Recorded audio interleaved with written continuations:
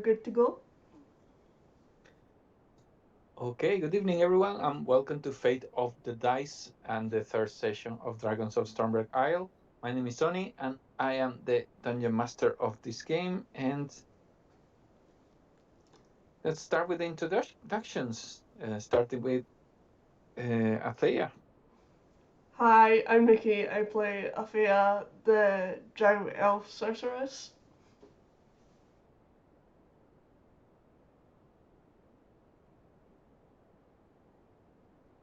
Oh, it'll be me Okay. next. So Yeah. hey guys, I'm Frozen. I'll be playing the lovely Fairy Aurora.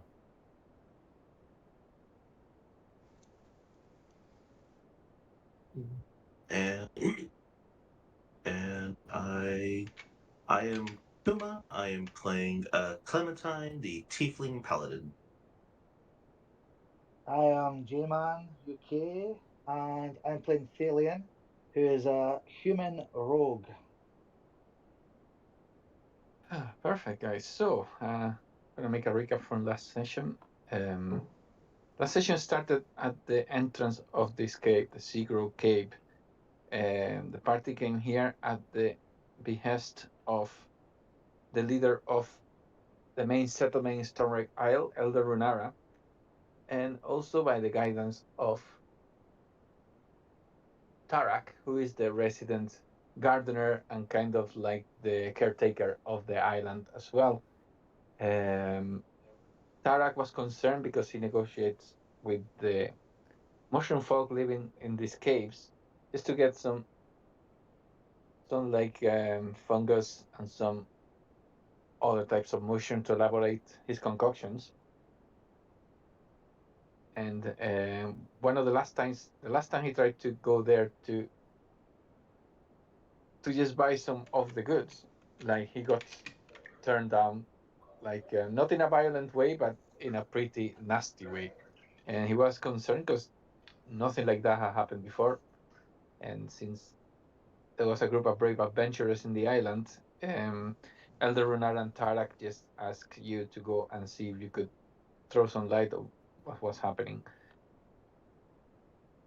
You traveled to the caves, and the first thing you found there was some sort of like giant octopus lurking around the area, but you managed to lure him out of the entrance and get inside. As you got inside, you spotted some little mushroom folk. Just they were just sitting here, kind of like harvesting some fungus. And Aurora, who was the one that came in first, she also saw some bigger mushroom folk just over here. Um, uh, Consensus was made that um, attack was the best response at the moment. So you decided to start the offense or the offensive. As soon as the mushroom folk got hit, they started running around amok, like um, and just spreading spores all over the place. And also, as you walk into the cave, these violet things just came from out of nowhere on the floor. It's like almost they were camouflaging and started attacking as well. Um, Things turned quite ugly in a short period of time. There was like mushroom fall coming from everywhere, and there was kind of a battle. Like, and you managed to defeat some of the mushroom folk, and you managed to defeat the violet fungus as well. Some of the mushroom folk managed to escape towards this room here, and you just followed and found this cave over here. In this cave, there was some sort of like kind of like something that looked like a hornet's nest, but it was actually wasn't a hornet's nest; it was a sturge nest. And thanks to your friend Leah, who is not with us unfortunately anymore, but she decided to hit the nest, and though it had a beneficial effect that it killed two of them initially, like the rest managed to survive and came out and started attacking. That fight was pretty dangerous, but you managed to survive and eventually came to this room here, where you found some more mushroom folk just over here. You notice that there was like 6 of them, like there was 3 little ones over here, and then there was 6 of the big ones here. There was 2 of them that appeared to be moving around, like, but while the other 4 seemed to be like in some sort of trance. And as you got in, one of the mushroom folk, which is this one actually, who was guarding you on your short rest, he came to speak to you, and he used his spores to communicate with you. And first he asked you to leave because you had already done enough damage. Like, he insisted on that a little bit. Like, you said that you entered the place and you were attacked, and the mushroom folk disagreed, saying that nobody had tried to attack you, and you realized that was true. None of the mushroom folk tried to attack you, and realized that it was kind of like a big misunderstanding. And after that was sorted, you decided to help them and ask if you could just take a break before you could continue and find out what was happening. So you went to this room and had a short or long rest. I don't remember. Let's say long rest, just to be fair, because like I don't remember it's been a long time, so I'm not gonna err on the worst option. So I'll give you a long rest, and yeah, this is where we left off, and we're just gonna start this session from here. And yeah, when you wake up, you see that this guy here is not there anymore. He's just come back here. So what would you like to do now? So much for protecting us while we rested. I think it's fairly understandable. Yes, we did kill most of them. Anyway.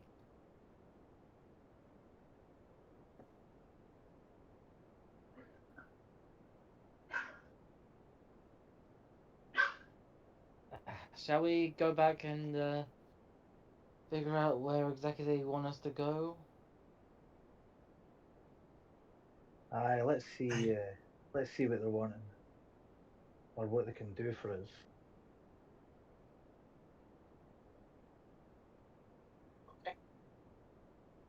Mm-hmm. Okay, so you head there, and you see that like yeah, there's still like you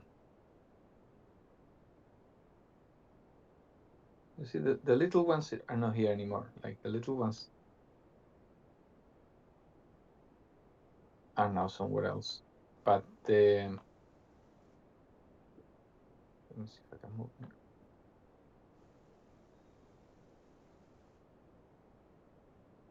But the scene that you saw last night is still the same. Like, you see 2 of them in a trance, like 4 of them are in a trance, but the other 2 are kind of like walking around and trying to like shake them off it. Like, but also like you see that they got, each of them is got a basket, and they're applying some kind of like moisture into their bodies. This like kind of like trying to keep them fed and stuff.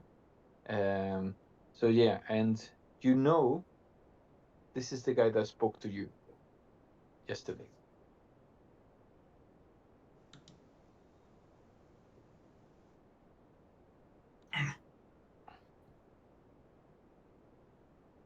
Let's see. I can't. I think that's the one we talked to the other day. Over there. How can you tell the difference between them? Can't. Ah, fair enough. Good morning, if this is morning. And you see, like this guy turns towards you and like starts walking towards you, and as he gets here, like you see how like he from his head there's some spores just coming out of his head, and they started spreading around the area. And at that point, like yeah, when you breathe the spores, you you hear like an echo inside your head, and it's kind of like you start hearing his voice, but inside your head, it's like, "Good morning. I hope your rest was good enough. I'm sorry I couldn't provide you better hospitality."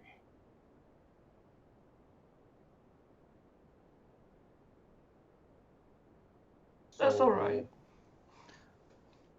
Have you thought about what we talked about last night? I think we have. We have, haven't Yes. we? Where was this blockage that you told us about? Yes. The blockage is in that cave to the west. It's just infected some of the my fellow mushroom folk here, my fellow myconids, including our leader Sinensa. Is getting looked after Do you know what could have in the caused cave it? to the north.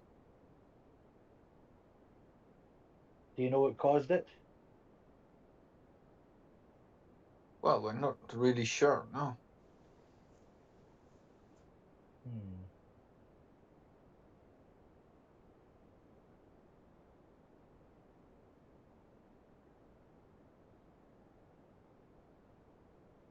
What do you think, guys? Do you think we should investigate? Seems like something we should investigate. We did say we would help, so that would be the best. Yes. So, in which direction is this blockage?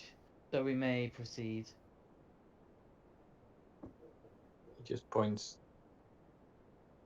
to the west. Just points that way. Like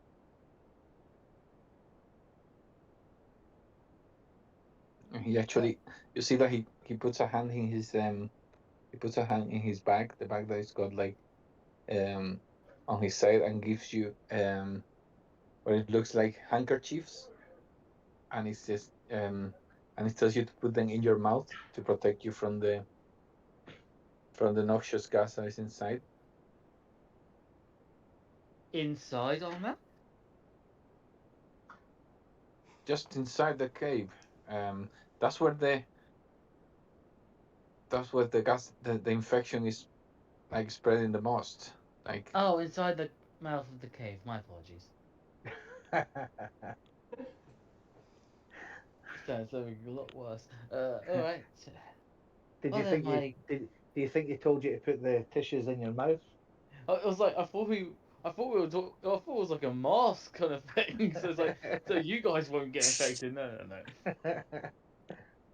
Yes, by our latest technology, a bandana. These Cloth. leaves now protect you from all form of infections. Uh, well then, let's enter the mouth and get a licking.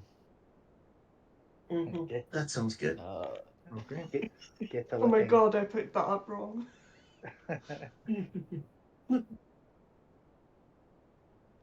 Okay, so as you Actually, get there, funny enough.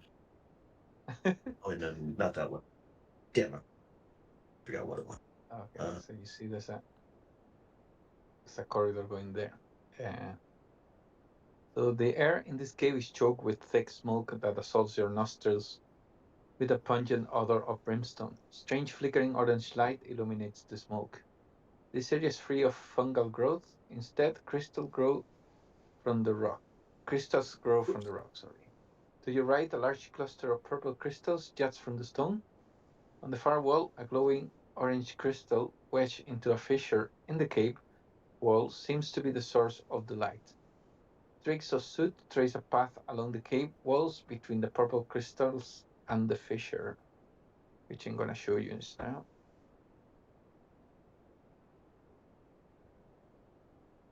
There you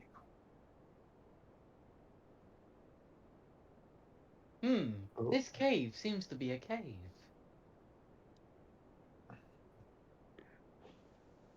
So guys, make nature check for me. Everyone. Everyone who wants to do it, yeah. 90. Sweet. Okay. Oh, forget All right. Nikki. I thought that 2 was mine. That's the So, usual rolls that I get. Athea is too busy like trying to put the hanky in her face, and like she gets she breathes the the brimstone like vapors, and she starts like coughing. Oof. So she cannot recall anything. You guys realize that orange glowing crystal is emitting radiation that's very similar to like sunlight, and yeah, you tap into your knowledge, and you know that these creatures are kind of um, sensitive to sunlight, so they cannot really walk in there because it would just damage them. Of course, the mushroom people would be hate sunlight. Hmm. So then, but that doesn't explain where this infection came from. So, shall we have a look around? Mhm. Yeah. That sounds pretty nice. Hold on. And Clementine turns around after hearing Althea coughing a bit, and she's just right there, kind of her adjust her bandana. Okay.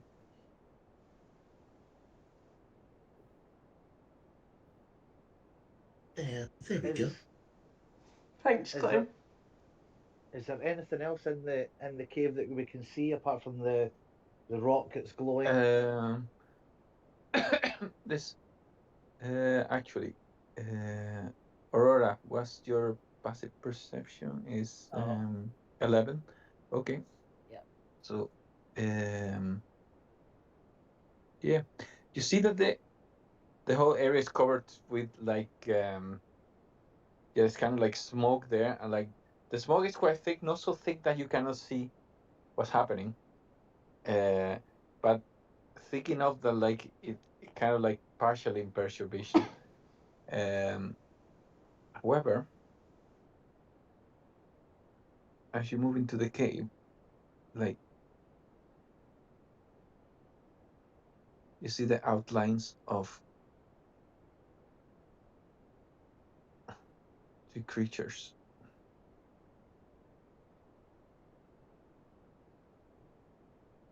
Aurora. and second anyone 13. Okay.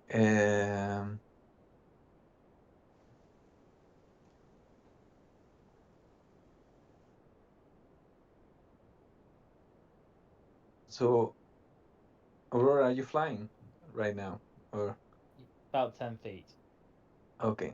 So you see those two creatures like just moving through the corner of those rocks, just in the middle, which are kind of like they're not like up to the ceiling, but they're high enough to like hide them. They look like they got like dragon-like shapes, but like they seem to be made of fumes. Um, Unfortunately, um, you're you're too busy looking at those two and about to give the alarm that you don't realize there's another one just perching over here, and Guys, there's two smoke creatures over here. and that one just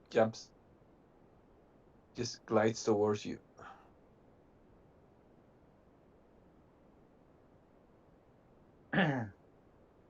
Does it make an attack? It's gonna make an attack. Yeah. as, as I see it coming towards us, I will sneak in behind this part of the wall Okay. just to partially hide. Okay. But as that creature comes towards Aurora, Clementine is going to use her fighting style protection whenever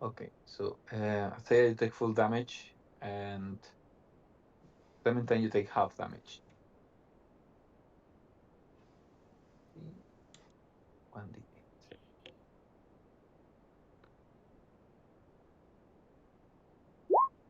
Okay, so it's only Thea, you take 3 points of fire damage, and Clementine, you take 2. As the creature opens its mouth and releases that steam that flies towards you. Um, Clementine, you manage to get out of the way, but like one of the pieces of your armor catches more heat than like as you move around than the rest of them, and you can feel like how it burns your side a little bit. But like it goes cold almost straight after. Athea is not so lucky. She tries to get out of the way, but the steam just hits her. Yeah, point blank, and like yeah, you can feel like blisters over your hands and and your and your face as like the steam starts burning you. And does the creature? I'm gonna roll for its recharge. It doesn't recharge on this one. So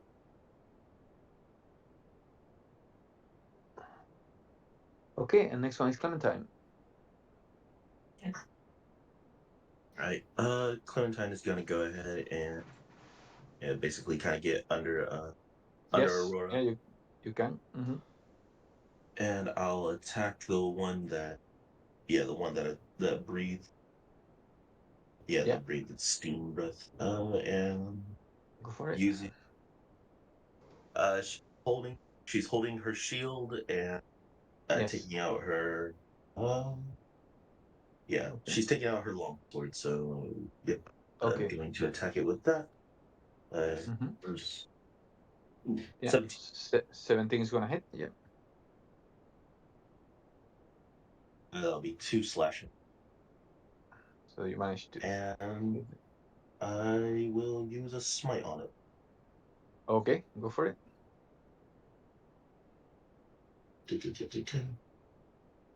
I roll, in addition to weapon damage, I get to roll 2d8. Oh, sweet. Here. Okay, not bad. So yeah, as you hit with your longsword, like you kind of like keep it as if the creature is kind of almost made of fumes. So um, it's almost like the description kind of matches exactly what you're doing, but you kind of like launch your sword for a minute into the creature, and like as you do that, you appeal to the power of your conviction, your oath, and your sword starts the blade starts like shining with radiant light, and it explodes inside it. The creature kind of like starts like flying everywhere into plumes of smoke and manages to like pull itself together again, and you can see how the creature is still there. However, it looks really damaged. Mhm. And yep, that will be my turn. Okay, so next one is Thalian. So did I manage to get into hiding before the creature saw me? Just in this little crypt. That was a surprise thing that It happened. was a surprise round, unfortunately. So I won't give But you a can I won't I won't give a sneak attack on this one then. uh, well, you can well not on not on the one flying. The one flying is this one, but because you got an ally here, Yeah, the this one one on will the get ground. The one on the ground that attacked with the yeah. breath. Yep, You still get a sneak attack on that one. Yeah. I'll take the crossbow Yeah. and fire at that one with my sneak attack. Okay. And it'll probably miss. Okay. So 7. 7 unfortunately Jeez. misses. But I've Le- got the skulker Yes. feat that uh, it doesn't reveal my position, so that's fine. I'm still hidden. Okay. But I'll use my yeah, okay, fine. That's it. Done. Okay. That's fine. So next one is this one here. This one is the one flying. So he's fighting Aurora. So he's gonna breathe his scalding breath. And I need you, Aurora, to make a dexterity saving throw, please. Dex. Yeah, please. Okay, so unfortunately, like, yeah, to you, it, to you, you should have been able to dodge that. However, like, yeah, you kind of like miscalculate for like a couple of inches, and the breath hits you. So you're gonna take 2 points of fire damage only. Not too bad. And let's see, and it doesn't recharge, I think. No, it doesn't recharge. And that's the creature at the moment. So next one is Athea. Can I try chill touch on this one? The one flying. Yeah. Yeah, go for it.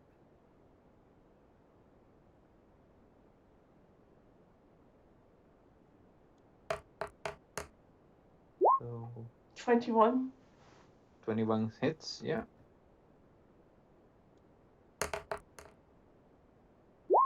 1 point of damage. Okay. 1 point of damage, but it also reduces his speed, yeah? Oh no, it can Don't regain think chill hit points touch until does the that. start of its next turn. Yeah, no, that's fine. So yeah, you produce that like hand made of like white energy, but as it goes forward, you see how it kind of like starts like becoming black as pitch, as if like that necrotic energy was just like yeah, accumulating, and like the hand kind of like grabs the creature by the neck, and you can see how the creature whimpers as the pain. And for a moment, it seems a bit more like less made of fumes and more made of like matter, and kind of like you see how black paint starts spreading through its body. Unfortunately, it wasn't too much damage, but yeah, it kind of regained hit points until the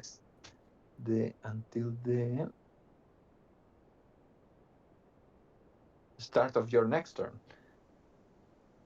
Would you like to do anything else? No, that's me. Okay. So next one is this one here. This one here just comes 5, 10, 15, 20, 25. And it's going to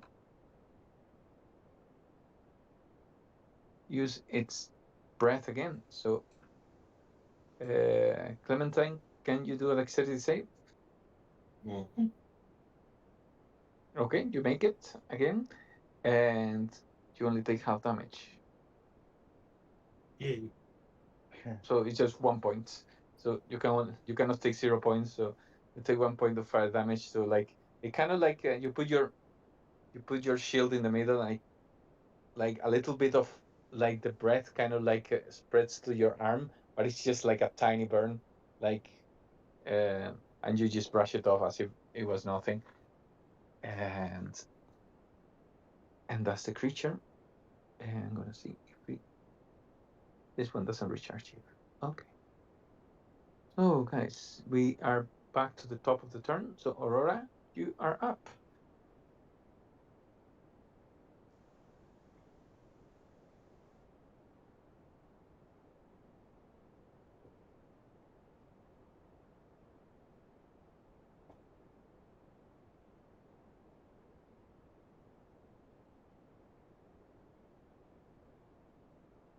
Frozen, are you with us?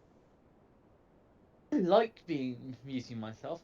So I need all three of them to make a Constitution save, please. Okay. So I'm gonna start with this one here, and then I'll do the one here, and then that one. Okay. Okay. So the first one rolls 18, 18. that passes. The second one rolls a 20, Nat 20, that passes. and the third one rolls a 9. That fails. So this one gets affected by the spell or by the ability. I'm sorry. Yep, so it takes 9 damage, and I believe it's pushed back 10 feet? 10 feet, yes. Yeah. 9 damage, so that's fine. So yeah, like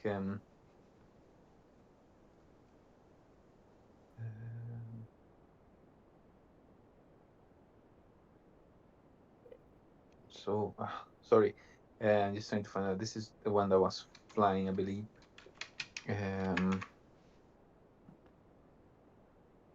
So, I mean, it doesn't matter. You just need to find out just in terms of like what the next attack will be. So yeah, you manage like yeah, you press your hands together and like there's like a explosion in the cube of 15 feet around you, and you send this one flying away 5, 10 feet, and these two kind of like dig their like claws into the ground, and you can see how the ground sizzles as they try to keep themselves from flying away. They manage to evade most of the damage, but they still take 5 points each. Tony? And Oh, sorry. Yes. Bardic, and finally Bardic Inspiration for Athea. Okay. No, I was going to say the one that gets thrown against the side here. Did that hit the wall, or did it just fly into space? It flew into. I mean, that wasn't flying. He was like on the ground, but no, he didn't hit the wall. It was Okay. just 10 feet. Okay, So, and yeah. just checking. Okay. So next one is the one that was flying.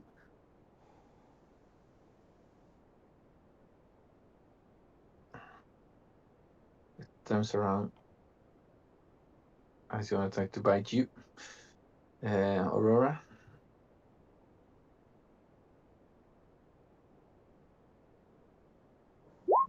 It's a 9, so it misses. So again, this time, like, yeah, this time you see it coming like from miles away, the attack, and get out of the way easily. See, it recharges. It doesn't recharge again. And Clementine is next. All right, so you're gonna attack.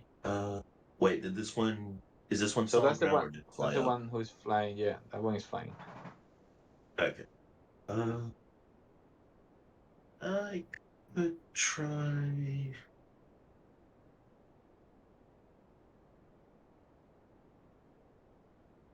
So you can move around this one without triggering attack of opportunity because it's like 10 feet up. Are these two both in the air? This one is not in the air. Okay. All right then. Get right here to attack this one. Okay, go for it. So, ooh, that one. You want to use your bardic inspiration? Yeah, sure. It's a D4. Use it. Is it D6. a D6? Yeah. Okay, unfortunately with that 2, even with that 2, it wouldn't hit. All right.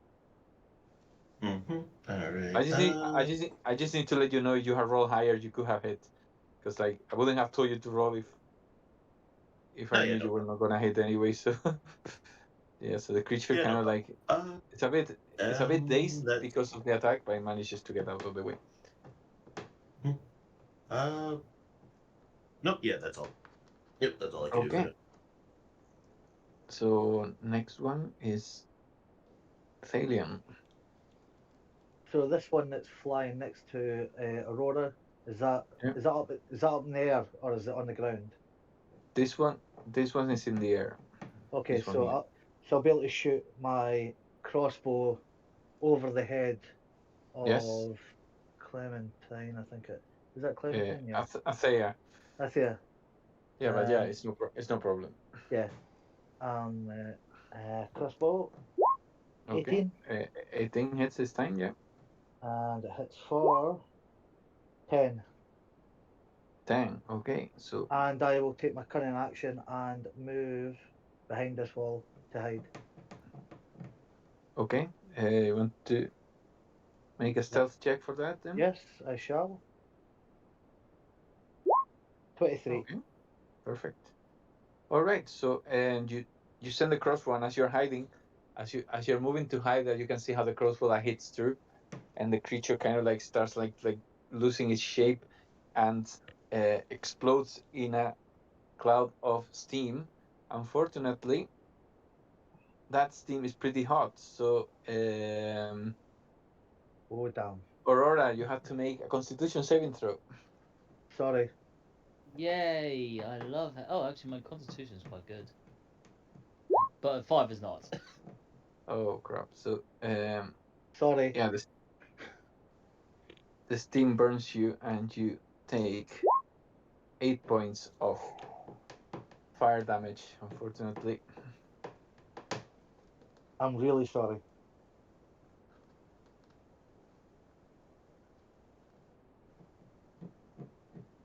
I'm used to the ice, not the heat.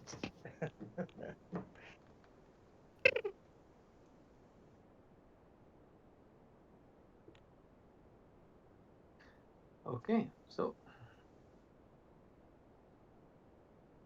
next one is this one here. This you coming, Clementine, and it's gonna try to bite you. See how he opens his jaws, and you can see kind of like teeth, but they look like made of steam, and like they sizzle as they try to hit you. Mhm. It's 15. That will miss. 15 misses. So like it's close to hit you, but like you manage to put your shield in the middle, and like so you cannot hear any noise of like metal, like when the jaws hit the shield. You can tell by like the weight into your arm, momentary weight into your arm, that you managed to block the hit. Mhm. Yeah. It doesn't recharge again. So next one is Athea.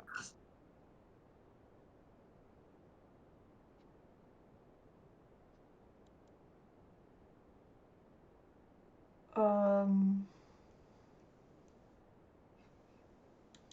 gonna try and get this one with Witch Bolt. Okay.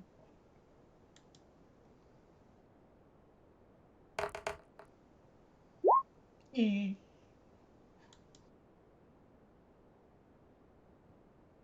So it's attack roll. Do you want to use your inspiration? Sure. Roll 1d6 then. Okay.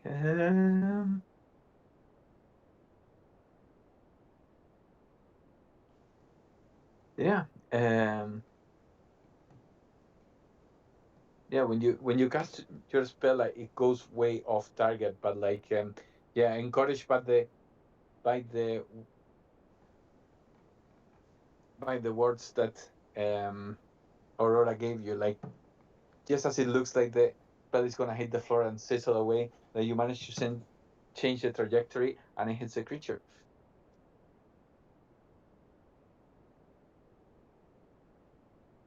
There you go. So yeah, you make the damage there.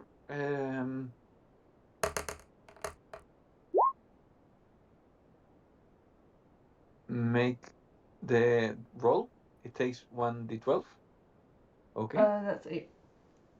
8. Okay, so you hit the creature like yeah, you send just like the emperor. You say you send like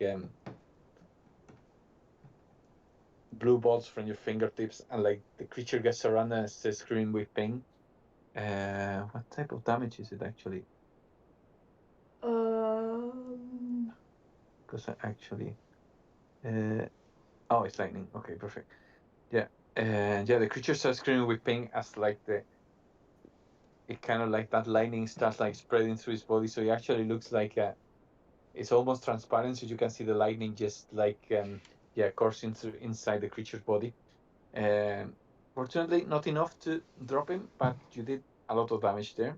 I think I'm that's a gonna put concentration spell as well. concentration. Yeah, I just added the clock there, so the watch there, so you can see that you're concentrating. Yeah, would you like to do anything else? No, I'm good. Okay, so that's your inspiration away now. So yeah, you hit him. And it's his turn. Unfortunately for you, Athea, you are the main reason it's experiencing so much pain. So he's gonna just walk towards you. 5, 10, 15. And he's gonna try to bite. Attack of opportunity. From who? Aurora. You're 10 feet in the air, aren't you? Yeah, but if he's going under me, that's like 5 feet, isn't it? But you're 10 feet. But, okay, fair enough. What else if I could do it? It'll be funny. Okay, so let's see what happens. Try to bite for 17. Ooh. Yeah. Okay, so 17. You're gonna take 3 points of fire damage. You need to make a concentration saving throw there, so Constitution, and you need to score 10 or more. Okay, Oh, so nice. yeah, you grit your teeth as the bite makes burns into your left arm, and like you're kind of like feel that pain, but like gritting your teeth, and like you manage to keep the concentration on the spell, and the lightning keeps hitting the creature. Okay, so back to the top, and now it's Aurora's turn.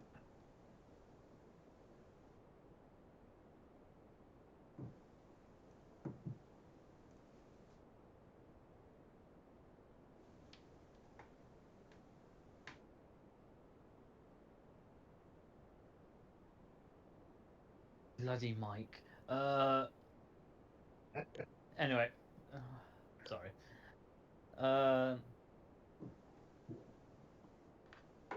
So there's one just there. I'm gonna help her out. Athena Okay. out, so move close to that one. And Rapier. Okay. There's a 14 hit. Yeah. So are you going a bit down to hit with your Yeah, rapier? Yeah. going down That's to fine. 5 feet. Okay. Perfect. The 14 is a hit. Yep. Yep, and here's the damage. 10. 10. Okay. So yeah, you manage to hit him with your rapier, and again the creature like implodes, and there's a cloud of um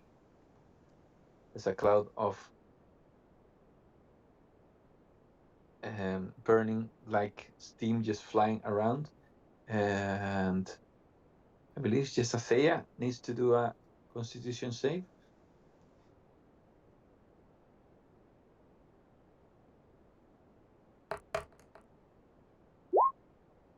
Okay, you managed to make it. And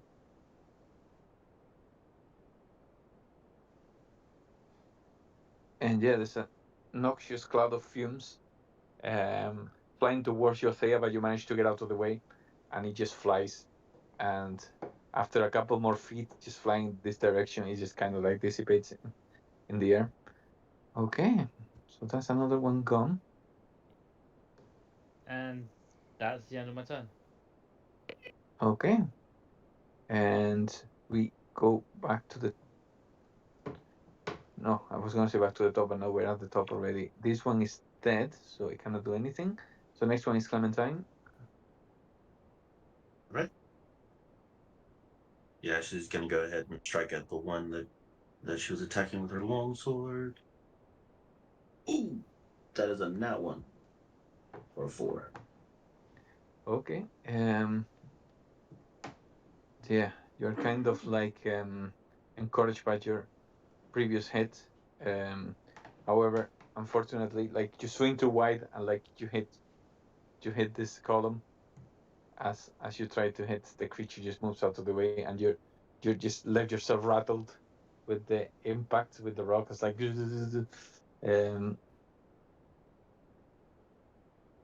so it's a stale at the moment, stalemate at the moment at this point, but Mm-hmm. yeah, would you like to do anything else? Nope, that's all I can do for now.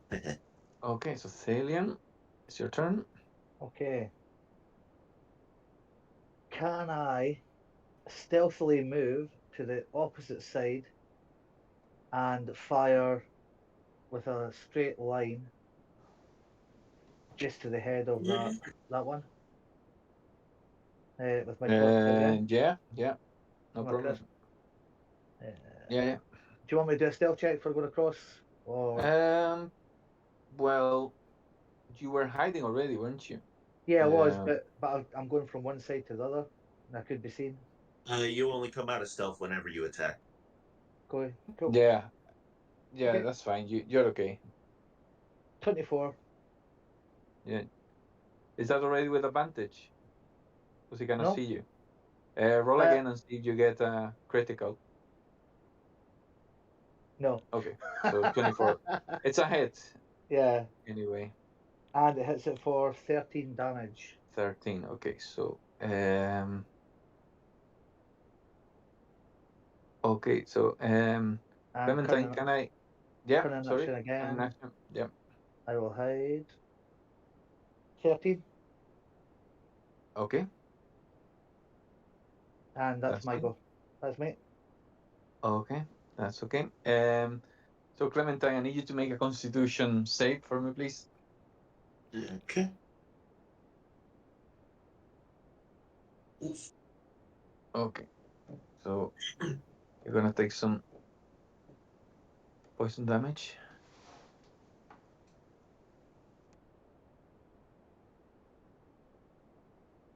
Take 8 points of poison damage. There's a cloud of noxious gases floating in front of you. But anyway, Thalian, Yeah. tell us how you kill this creature. I do a ninja roll across to the other side of the wall. At the same time, pulling my hand crossbow out, and it just fires as I'm rolling, and it just Okay. whirls through the air, hits it straight in the smoky eye, which Mm-hmm. which sets it off and explodes it. Kaboom! Okay. And it's gone. So you guys are a bit bruised after this fight, but you managed to get rid of them. Okay, so what would you like to do now? I need healsies.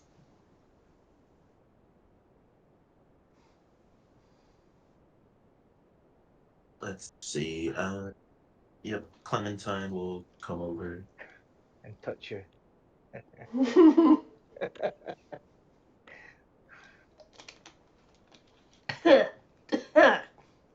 Took a drink at a bad moment. Has that dispersed the kind of gas in this room? Not yet. Make a perception check. I shall. 10. Okay, so yeah, you kind of had an inkling of what was going on, but you realized that the crystal, that orange crystal that was glowing, which is around here, like is what is blocking the fissure from like releasing the gas inside. Okay.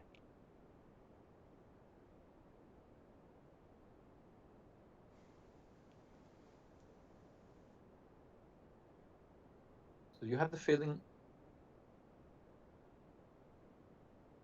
You have the feeling that just breaking this breaking that crystal will be enough to release the fumes back inside.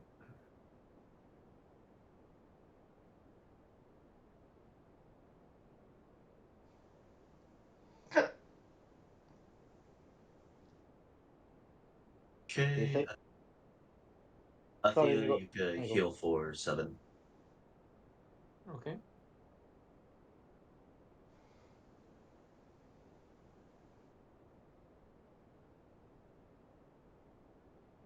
I'm going to use.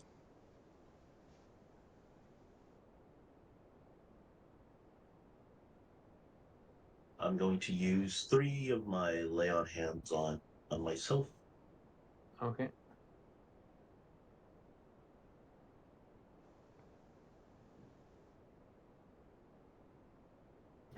Okay, so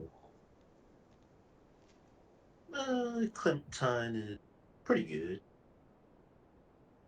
I wouldn't say she's tip top.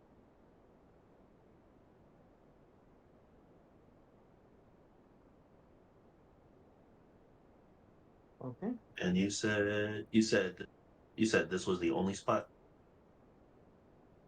or is Yeah. there another one? Seems to be a there seems to be a crystal here, just yeah, kind of like lodged into the wall, and that seems to be what's blocking the way for the gas to be released back inside, or like just flow with enough like pace that it will not just stop there and just like affect the mechanics. Hmm. What do you think we should do with that? Should we break it? I think if we break it, we could have a piece each. But Uh, that's Or we right. could do something It irreversible. it's causing this smell and everything. I don't. Would breaking it be? Do you think breaking it would stop it? could Maybe. always could always try. I think we Possibly. should do it at a distance though, Mm. just in case. I could try Mm, high pitched singing. well, I don't know if I'd be able to break stone specifically. The crystal glass, same material, right? When it's refined to a thinner spot, yes, but this is a full stone, full crystal. We would need something like an explosive to probably break it, or Aurora would just go up to a crystal and just like poke it with with a rapier. Okay. Seeing that, That's fine. I'm standing back. Make a perception check then. It's like she's not. I'll repeat this. She's poking it, not attacking it. Yeah, yeah. No, that's okay. He's standing back. with a rapier. Yes. Yeah, I'll stand here. Okay, so it looks to you like um it's not as sturdy as you thought it would be. Like just a good hit with like a blunt weapon might be enough to break it. Who's good at throwing rocks? I could I could fire one of my arrows at it. Yeah, that will do. Yes.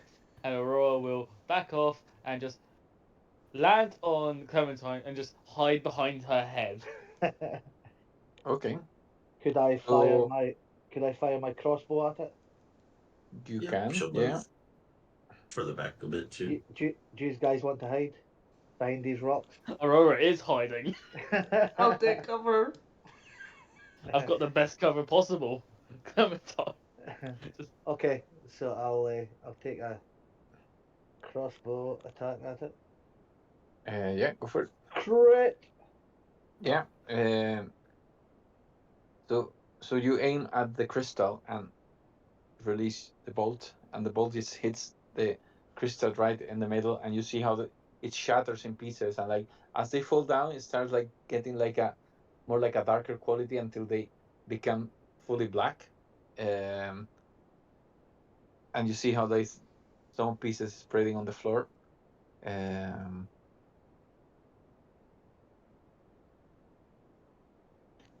and as you do that, as the pieces just like yeah scatters to the floor, you can see like the fissure is finally open, and you feel like it takes a while, but you start looking around you and you see that the smoke that was like filling the room starts like to go back inside, and the room there becomes um breathable again.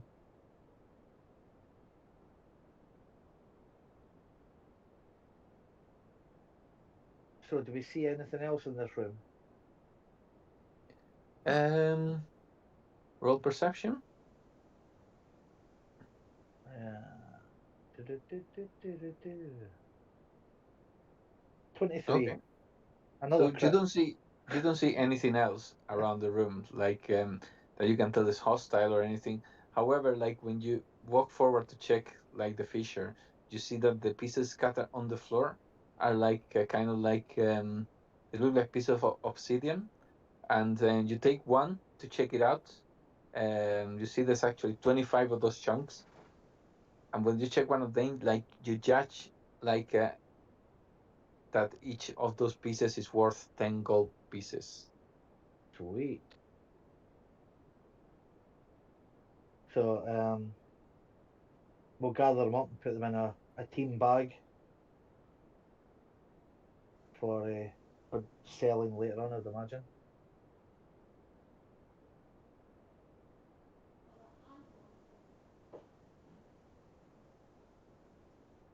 Do we do we see anything through the crack that the crystal's Um, going at?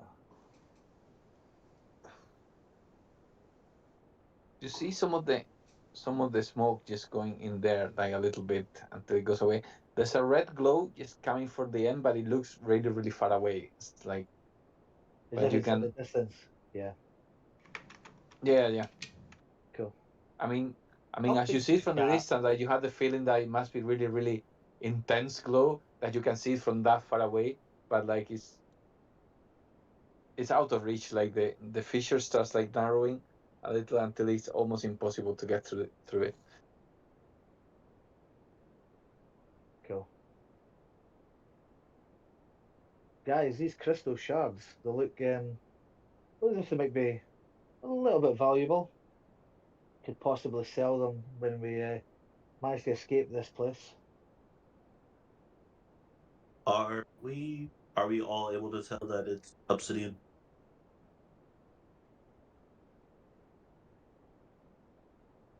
I'd Uh, imagine that possibly I would tell you, I think. yeah. Mhm. With a check like that, yeah, I probably would have.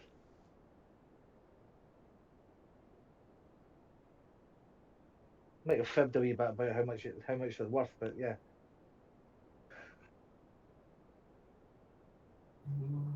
Well, they also could be used to make a few weapons as well too, I believe. Sounds interesting. Do like new weapons. But I believe might be everything here if this if the you said it was like a gas, right? Or a fog or Where? no, no, no, like whatever was filling the room before. It was like a gas or whatever was filling the room up before. I Yeah, forgot. it's just going away. Like No. I was just like no. I was just like referring to what it was. Oh, okay, yeah. She's just saying that with that being cleared up, there doesn't seem to be anything left for us here. okay. Let's move on. See what else is in store. Okay, so Clementine, as you come out of the cave, you see this Myconic just coming to you. It's like, is it done? And you hear that voice in your head again. I believe yes. Oh, thank the gods! I don't think we can thank you enough. Uh, you are free to stay here for the night if you need to recover, and we'll see to it that you're fed. And this time I'll try to find you something that resembles a bed. Uh, but would you make me the honor to come and see our leader? I think she'll want to thank you personally for this. Um, sure. We would love to. And Clementine, I don't know if he's saying it to everybody, but she'll repeat it to them. Okay, he just makes a gesture with his hand, like for you to follow him, and disappears through this corridor just over here.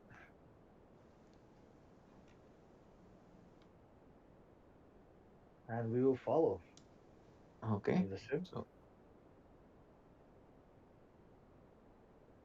so as you walk there, you end up in this room here. She's gonna read you now. You see glowing fungus and colorful crystals growing from the walls and ceilings of this smaller cave. In the middle of the cave, the two human-sized mushroom folk tend to a larger specimen of their kind. The large one is shriveled and covered with unhealthy purple blotches, and it does not move. However, like you can see that like some of those blotches are starting to fall off its skin, like and like it's still looking like poorly, but it looks in better condition now. Like even when it's only been a few minutes since you managed to like clear up the cave, like it's already looking much better. Like you got the feeling that before you came here, it must have looked much worse. And yeah, you see how this Myconic just moves forward and kind of like you see how he moves his hands like as he converses with these two here in their own telepathic language, and they move to the side to lead you through. And he moves here as well. Goes, um, I'm sorry, she's too weak to speak from there. You please can come closer. She'll be able to use her rapport spores so she can speak to you. Uh, okay then.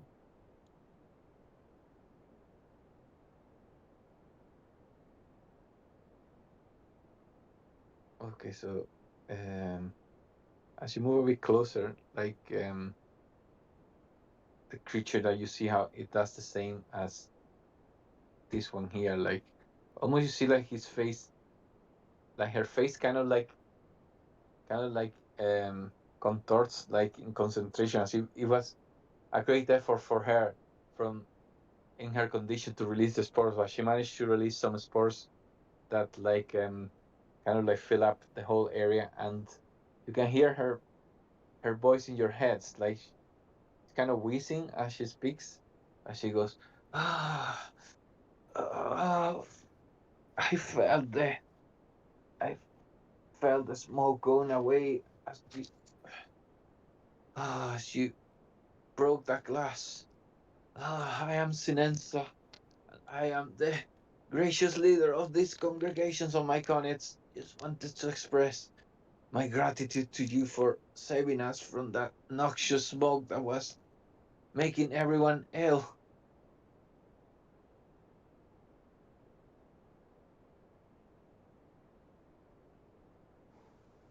You're very welcome. Like, please. And she points towards this area here, and you hear in your head, you hear saying, "Please hand me that." And this my conic goes here and brings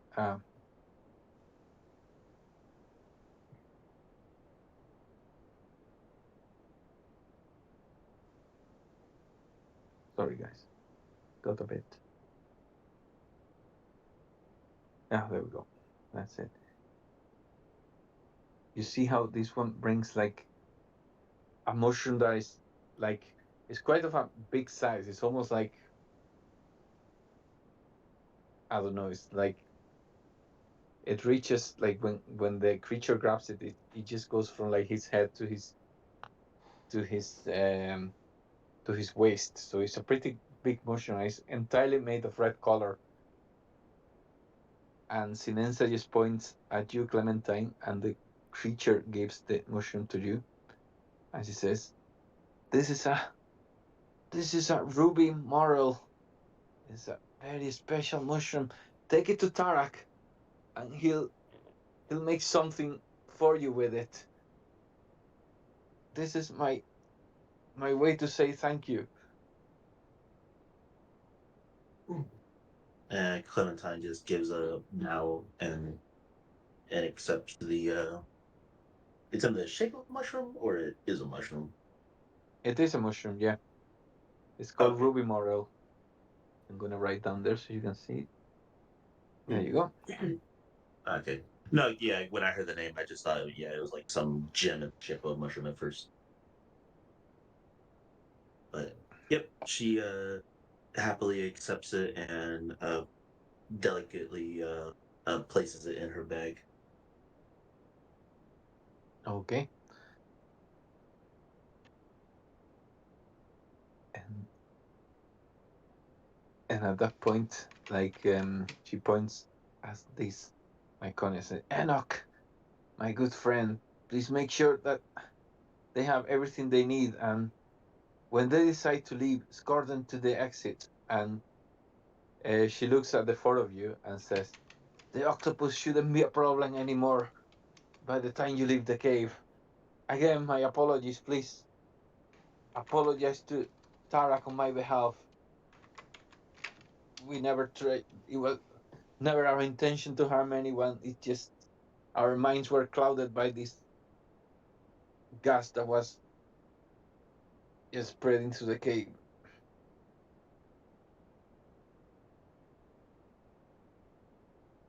Hmm. Thank you again.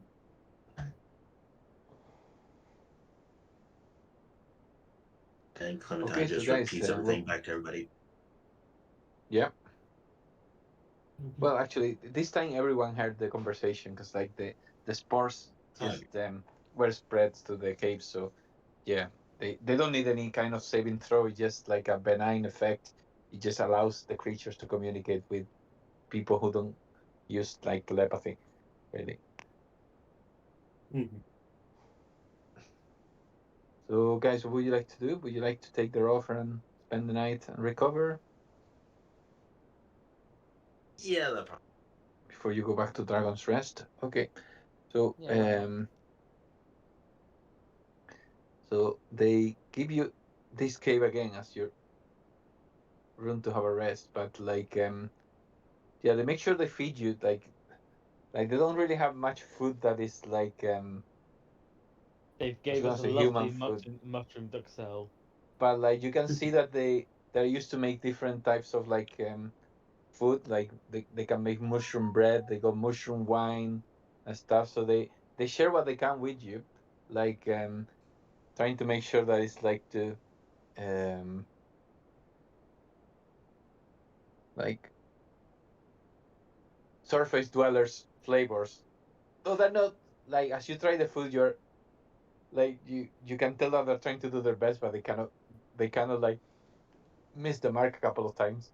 But it's still good food. And when you get to this room, you see that they kind of like try to make some beds made of mushrooms, so you can actually lie down there. Um, so yeah, they try the best they can, considering they are not like used to deal with like humanoids or people from the surface. But yeah, the beds are comfortable enough, and like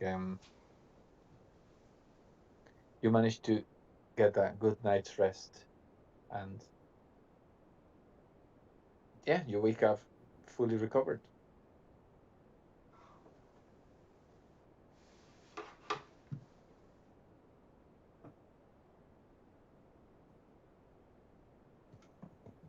Mm. That feels so much better. Oof.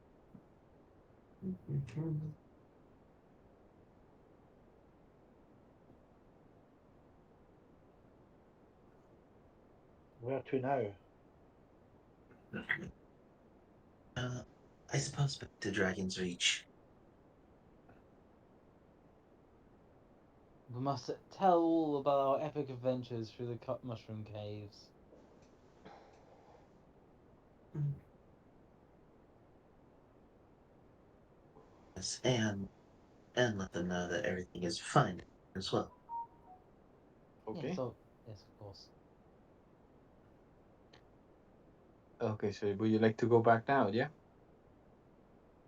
Yeah. Yep.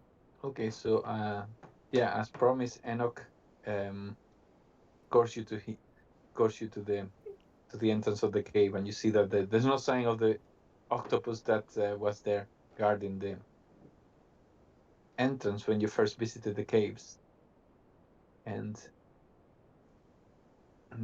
you make your way back to Dragon's Rest.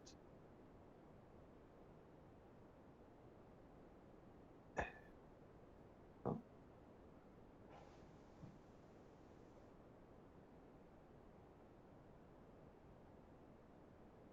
Give me a second. I need to add Thalian's token.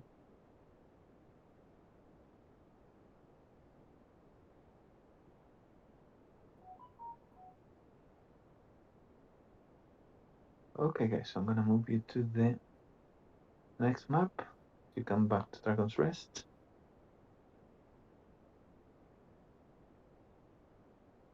Okay, so you get back to Dragon's Rest. Like, seems to be as good as normal. See the kobolds just running around as when you first visited, and yeah, you know that you've been already here, so you know that Elder Runara most of the time spends her time just in the Temple of Bahamut, just over here, and you also know that Tarak, who is the caretaker and the gardener, and Barnoth, who is the mason, usually spend time in the library just discussing books and stuff.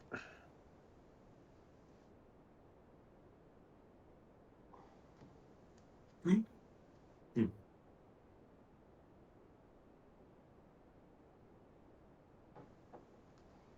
What would you like to do? I suppose we better go and see Stand. Tarnok. Yep. Yeah. Clementine goes over to. I forget the kobolds' names. I don't think we got all their names, or no, I think we did. Confused on them. But as Clementine is walking up to this kobold, Yeah. she says, "Oh, excuse me, we're back on from our expedition to the mushroom cave. Is Tarek still around?" Tarak, yeah, Tarak's in the library. Uh, I think he's with Barnoth. You know, they like to read books and all that kind of um, all that kind of crap. That like yeah. You know where it is? The library. I can take you if you want. Oh, yes, thank you. That would be grand. Yeah. Ah, follow me. Follow me. See that he goes actually running. Like he doesn't wait for you. He starts running towards and until he gets Um, here. yeah. Yeah, like right as Clementine is turning around to tell everybody, she turns around to see that he's like run, like, up. Um, well, we have a guide of sorts, I think. Is it that guy that just ran?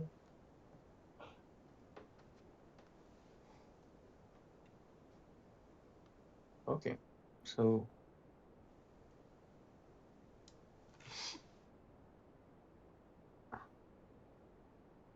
if you want, you Yeah. can put yourself straight here. Like I mean, Yep. he's he's fast, but not that fast.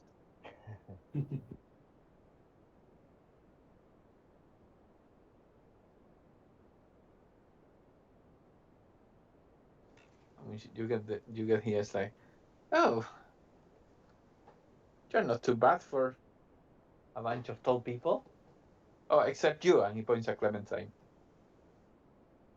You're you're fast for a little person. Um, I'm At Aga, that by the comment, way. And eh, at that wait, comment, what you Rosie two on say? the girl. Yeah. I'm Aga, by the way. Um, I'm kind of like the second in command here. I just make sure that peace is kept. Like when Elder Runara is too busy, and also to keep these rowdy kobolds in line. You know. Um, we have a few renegades, so we have to make sure that nobody um, repeats defeat, so to speak. So, Very oh, understandable. where are my manners? Sorry. Um, I'll get out of your way so you can go to the library. But sorry, were you asking anything? Um, no, that's all grand and everything. Thank you for showing me to the library. No worries. Uh, make a perception check, Clementine. Mm-hmm. Okay. 15. So as you see that Aga walks away towards the temple, and as she's walking away, you hear her mumbling, "It's like, damn it, I almost said too much." Hmm. Hmm. Curious. Hmm. That's all Clementine just kind of says to herself is curious. Hmm. Detect thoughts, anyone?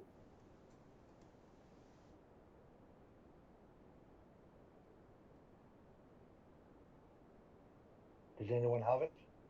Is that not the second level one? I might be wrong. Sorry. I have unseen servant. Is it? Well, Clementine only says this to herself.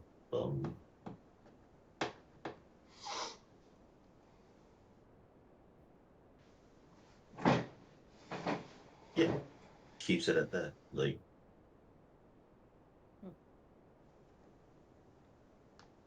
Okay. So are you casting Unseen Servant? Or. I'm not sure.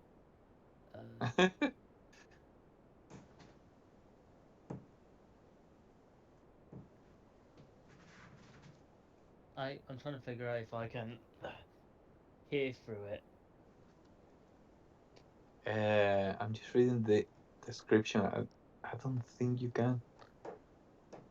Yeah, and again, Clementine didn't tell anybody else that she heard what the kobold said. Okay. All she said was curious. Even even then, I don't. Unseen Servant can't be used as a bug, so wouldn't help. You see that Aga's already walking, like right away. She's just walking towards the temple at this point. So anyway, what do we need? What we going for library for again? You were going to give the ruby moral to Tarak. Yeah, See if he could there do we go. something with it. Into the library. Okay, so you go there and you see. Sorry.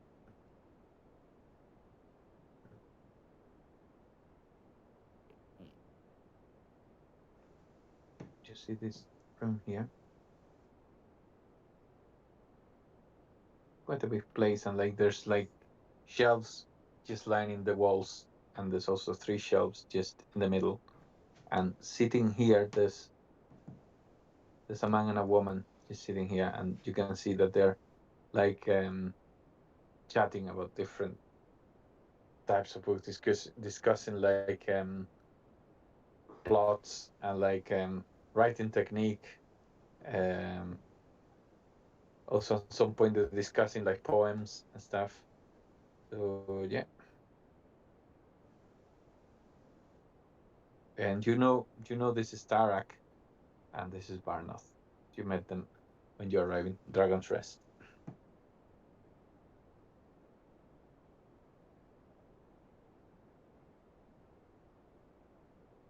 Hello there.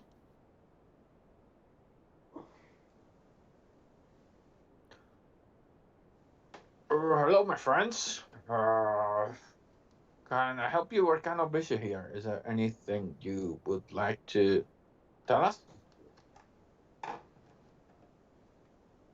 Yes. Sorry to intrude. We just returned from our expeditions into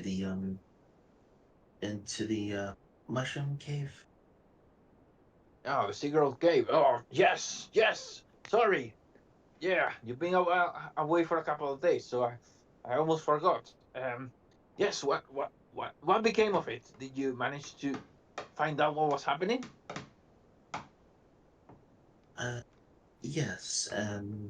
Clementine goes ahead and retails them the whole thing about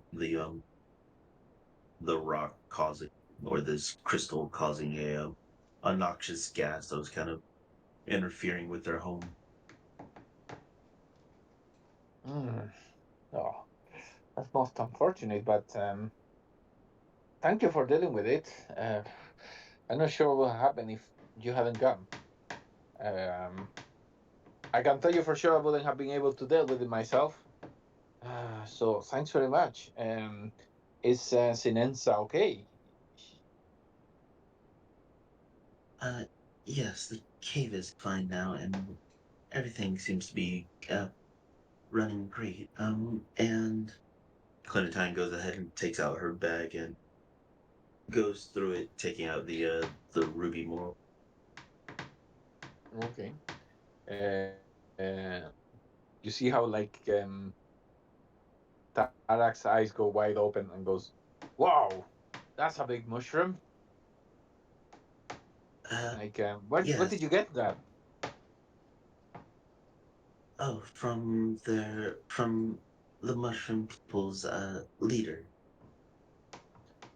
Oh, oh, Lady Sinenza. I'm sure she was. I'm sure she was upset about what happened, and um, I must extend my apologies to her as well the next time I visit. Because, to be fair, I wasn't having very good thoughts about them when they turned me down.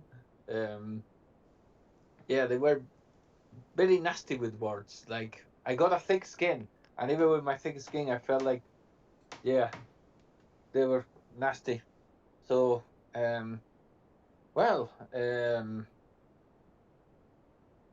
don't say don't say more. Leave this motion with me, and yeah, come and see me tomorrow in the kitchen. I'll have something ready for you by tomorrow. Thank you. That'll be fine. I hope it's not Oh. mushrooms. Yes, Perfect. I think we've had our fill of that. Yes.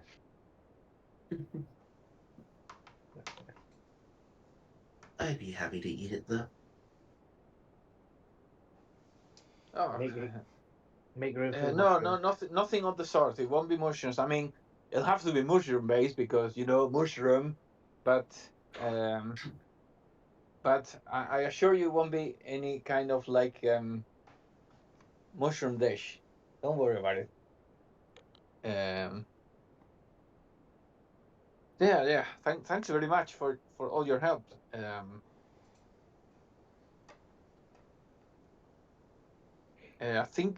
I think Lady Runara was looking for you. Um, or she said that she was waiting for you to come back so she could speak to you about something. And at this point, Barnoth turns to you and she goes, "Oh yeah, yes, the shipwreck. Remember I was telling those ships were attracted to the north of the island for some strange reason. I think Elder Runara would like to talk to you about that as well. Where is she? She's in the temple as usual. Just just come out of just get out of here and just go to the west, just to your right as you come out, and you'll get to the temple easily." Righty ho. Yeah, she gives Clementine gives another bow as she's about to leave. Thank you.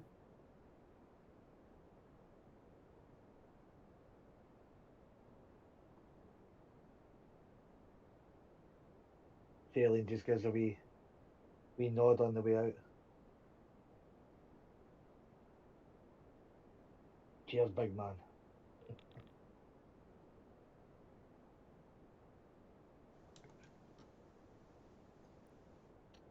Okay, so when you get up there, like, you see that Aga's just speaking to Renara. So Cole here just under you. He's also there. Like you see that this one is kind of like cleaning the statue in the middle, but it's also from time to time he's just looking at the statue and a book that he's got in his hand and he's taking notes. And you see how Aga seems to be really agitated as she speaks to Runara, but Runara has just got a hand in her shoulder and like kind of like nodding with her head and kind of like for her body language you can tell that she's telling her to come down. And she looks she kind of like Renata goes into her tippy toes and looks sees you and goes, "Oh, friends, um, you came back. Please join us. Aga, just move to the side for a second, please." Just goes here.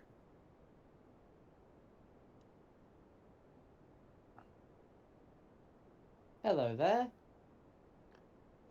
Hello. So how did the expedition to the caves go?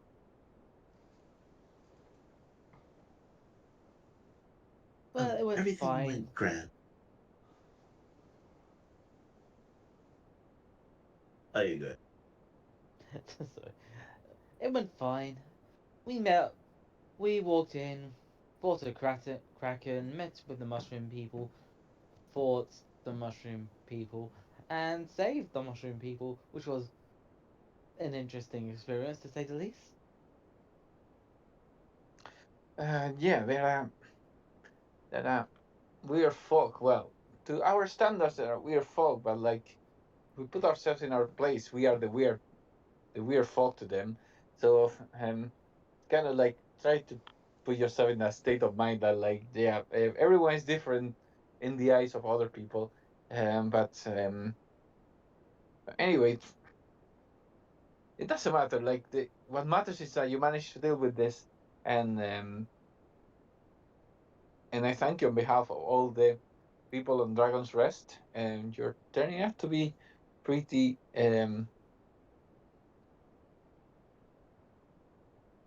reliable adventurers, if I may say so. So yeah, so you got another little problem just staring in the island. Um, I think Barnoth told you about the shipwreck. That ship, the Compass Rose. Like, yeah, I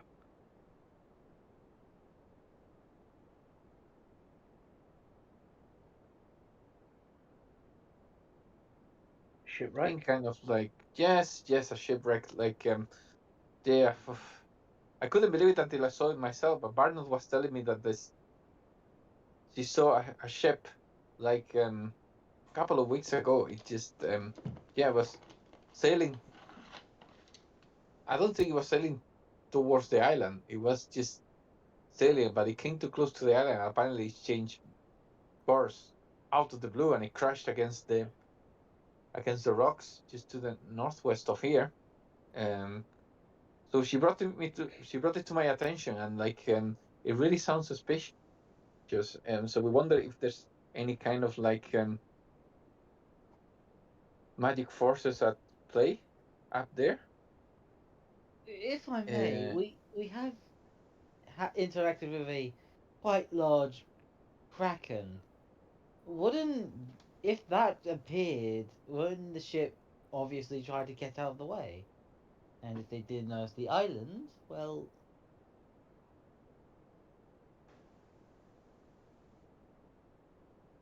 yeah, well, cannot really explain what happened. Like, it seems to be that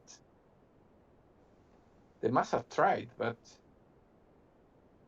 yeah, I don't really, I don't really know much about it. Barnold was the witness, so she might be able to give you more information. But um, I don't know if it was a creature or it was some sort of like magic forces.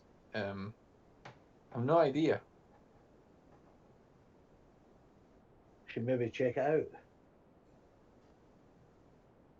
Go and get some information on it, I think. That sounds like the wise thing to do. Should we talk to Barnoff about it? Yeah, I was gonna yes. say, what? Why did we come to her again? We were told that she wanted to talk to us.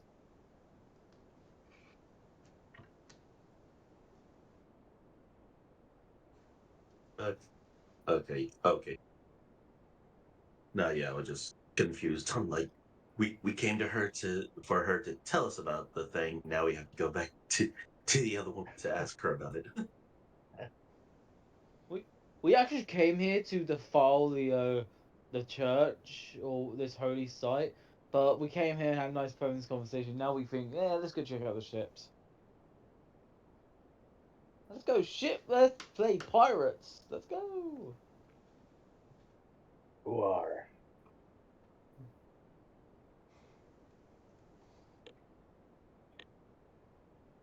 Let's go find out the information.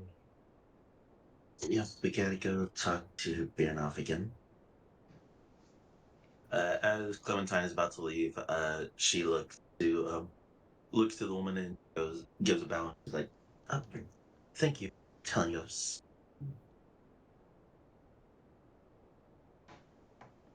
Oh no, no worries, my pleasure. Was that all that you wanted to tell us?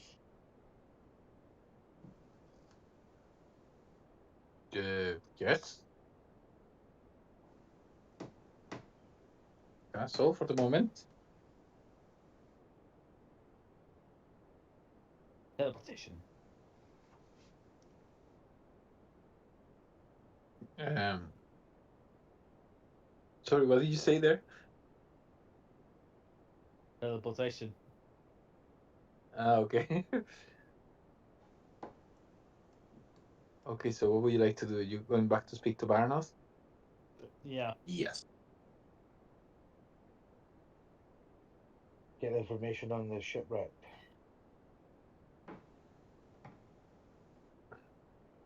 Oh yeah. Yeah. Well, can I just ask you what Lady Runara said to you?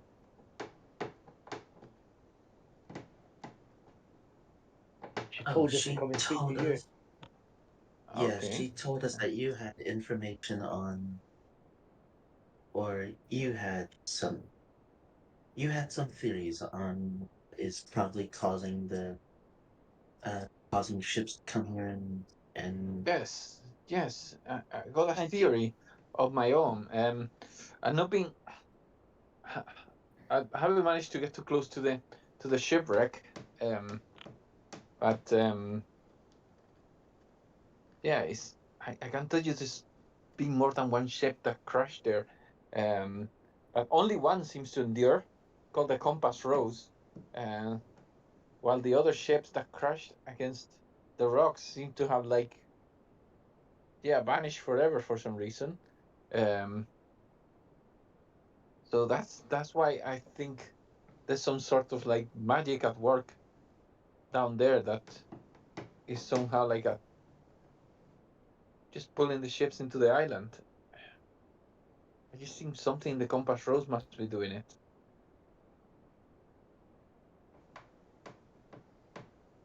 So that's the only one that survived. well, the only one that's remained intact. Curious.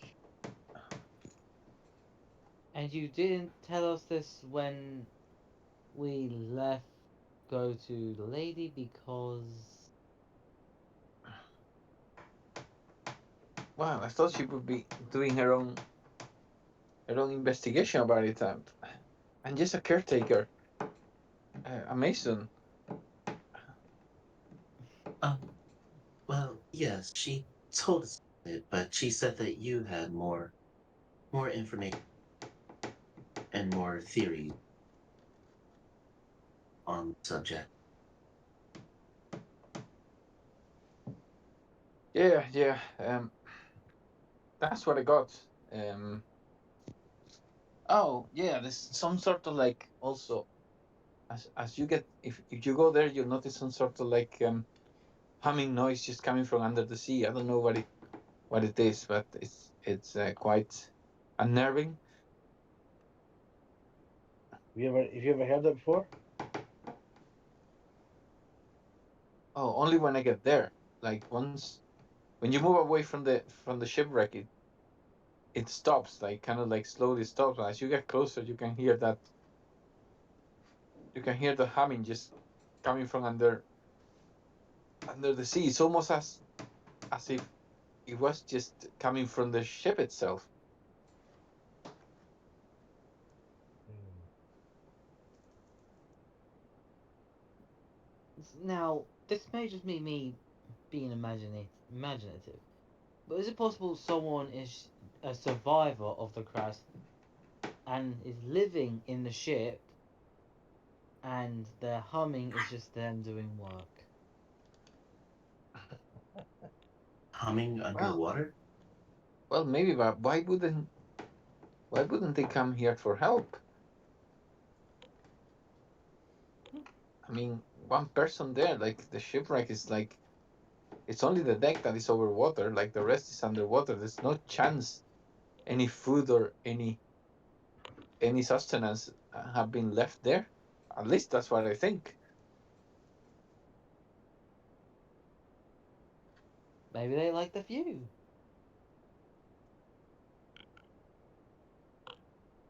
Maybe I don't know. What I know that that seems to be the point of origin of that strange force that seems to be pulling the ships to the island. Um,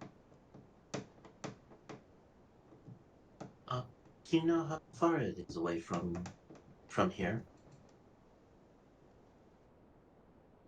sorry, can you say that again, please? She was asking him, do they know how far away from here their current location? The shipwreck, you mean? Yes. It's it's it's just to the northwest of here. It's kind of like a 2 hour walk.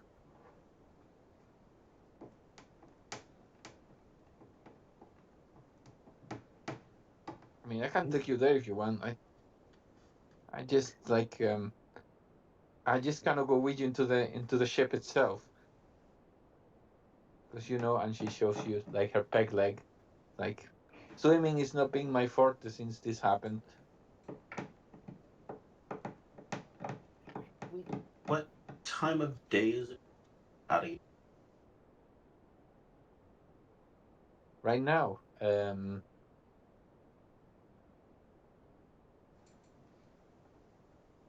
You mean for Yeah. do you mean, well, right now it's about like I would say for about noon. Mm. Uh, So we'd get there in daylight.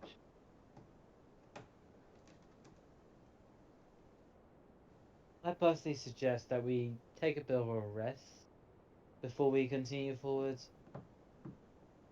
because I'd prefer to go there where during the day and not have any chance of being stuck there at night. that is true. By the time we get there, we may have set up camp for later.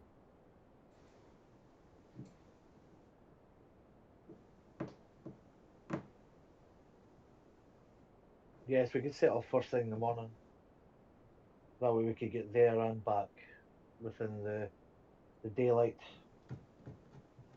and not run into any surprises.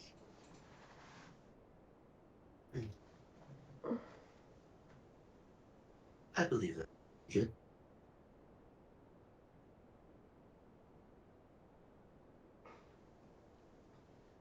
Okay, so you're gonna take take a rest. You're gonna wait until the next day. Yeah. Okay, Yeah. that's fine. For So first thing. yeah, so yeah, you got your sleeping quarters are here. That's the ones they offer you. Um, so yeah, you spend the afternoon just in Dragon's Rest, just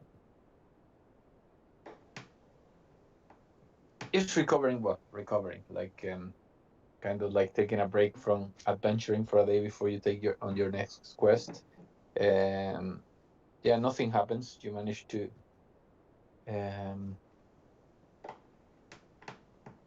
sleep with no problem, and the next day you are ready to head. Um,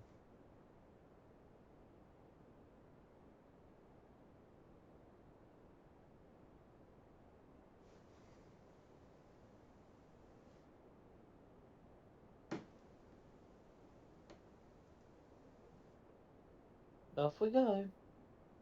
Yep. Okay. Yeah. We'll go see Bernoff and yeah, actually go see Tarek about the Ruby Moral. okay. Um, that's fine.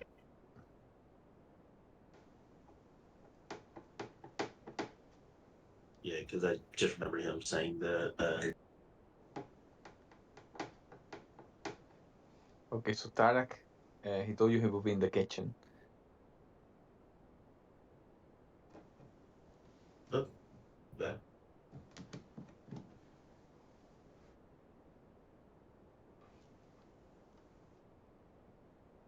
Well, yep, I hate my wife.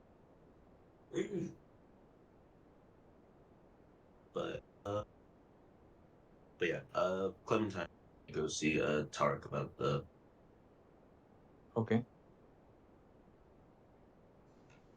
Like when you get there, yeah, you see Tarak. It's just like kind of like he's got like a couple of pots in the fires, and he just like yeah, working what seems to be breakfast. Like you hear the smell of like fried eggs and meat stuff as you get there. There's a lot of like steam in the room as like smoke is all over the place. It's like when you get there, he doesn't seem to notice you. Um, excuse me. Hello. Oh, oh, oh, my lady. Good morning.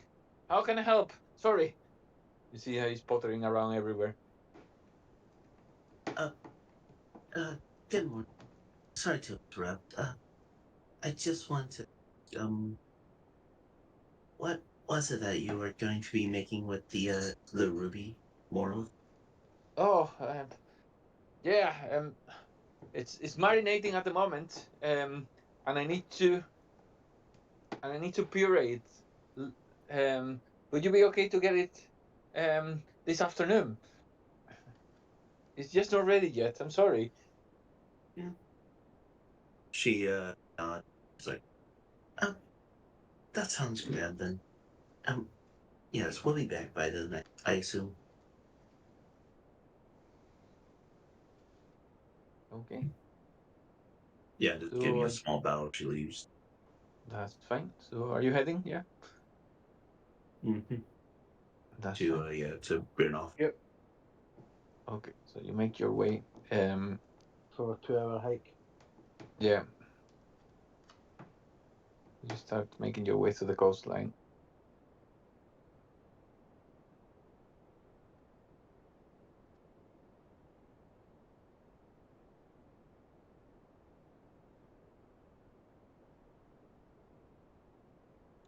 What do you think we'll find at the ship? What do you think's making the humming noise? I think it would be a ship with a humming noise in it. I can't say much after that. Yeah. Maybe possible siren. Who knows? What if it's a ghost? Do ghosts hum? Some.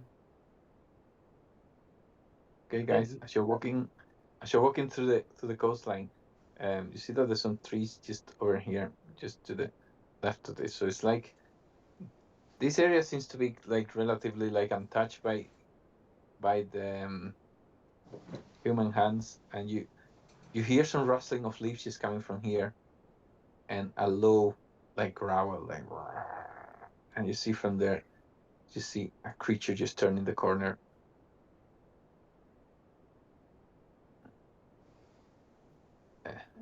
And you see how one of its legs starts like scratching the floor as it was ready to charge towards you. It's got it's a creature that's got like the body of a bear and the face of an owl. It's an owl bear. Um, Joy. he was stealthing, trying to catch you unaware, but he didn't manage to do so. But he's ready to attack.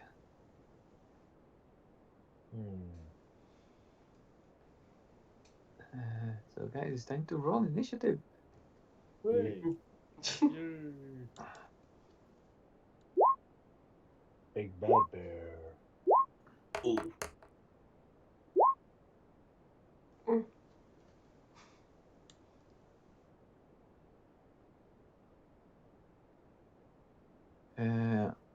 Aurora's Aurora not on. 17. Yeah, no, it's okay. Because it's rolling from the end beyond. Ah, Beyond 20, my friend. beyond. Beyond 20. There you go.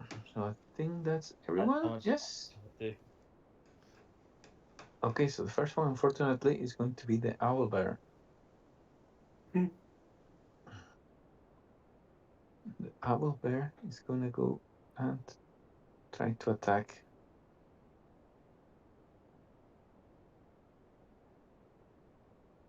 Clementine, like she charges towards you, like Yeah, she has her seal ready to brace for it.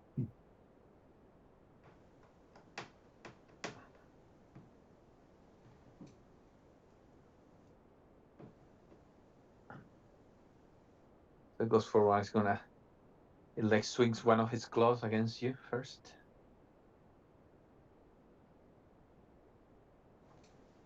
24. Yep, that will hit. So you take 11 points of slashing damage, Mm-hmm. and then it like lunges forward and tries to hit you with his beak. Which is 17. Ooh, that. You got your shield on, or Mm-hmm. Okay, so yeah, the beak comes forward, but you're just you just pumped into action because of the claw attack you just took, and like your reflexes kind of like react instinctively, and you put your shield forward, and the beak just you hear the clink of the beak against your shield as it hits it. It's got thing, and like the creature like kind of like growls in frustration as you block the attack. So we are gonna move to Aurora next.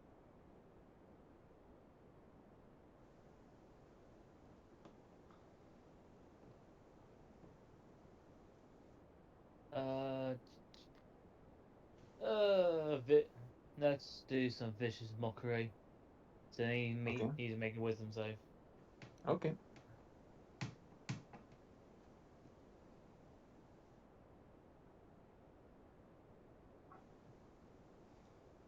Oh, I don't know why it says psionics here.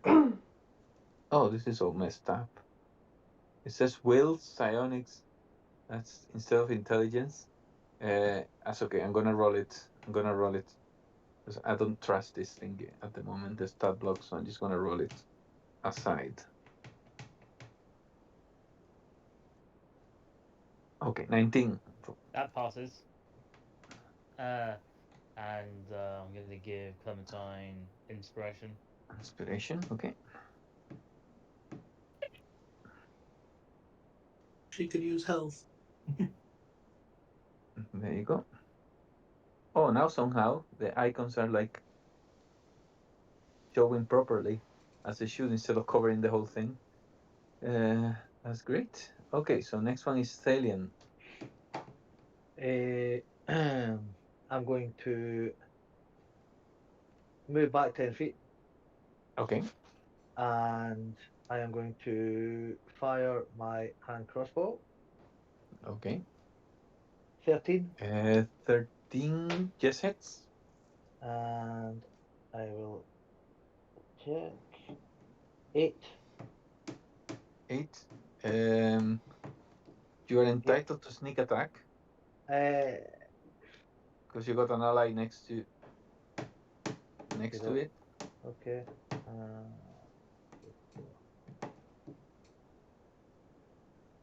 Should be rolling.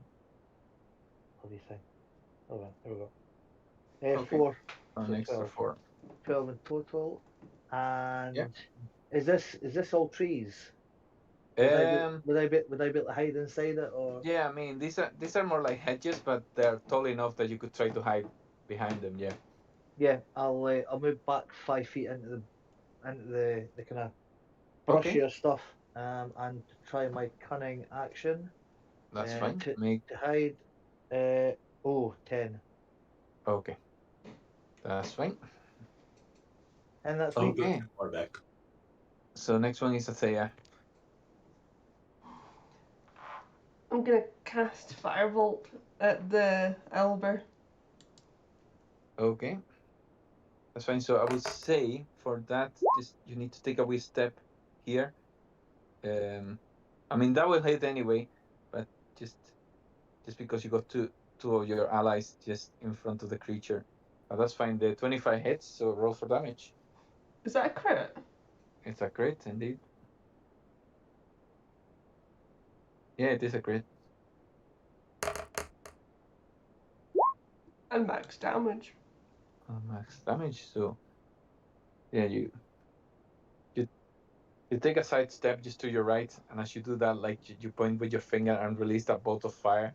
And that bolt of fire like looks like of a darker red than usual, and it seems to singe the creature's body, and like to the point that some of the creatures like fur, like in the fur in the bare part, like gets all scorched, and like it falls on the floor, and there's a massive like area of black just on its left leg.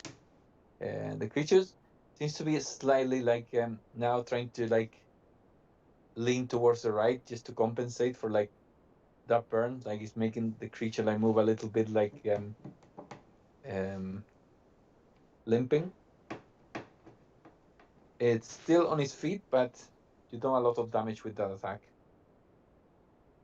Full state Elber, anyone?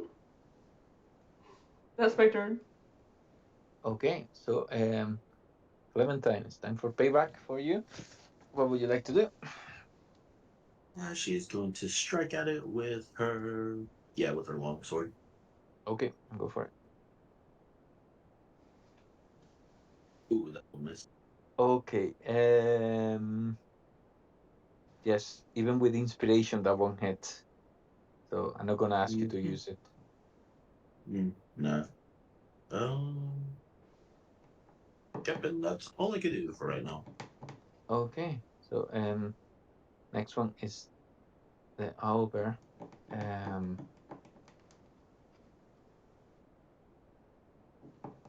Let's see what the owlbear is going to do. Owlbear, like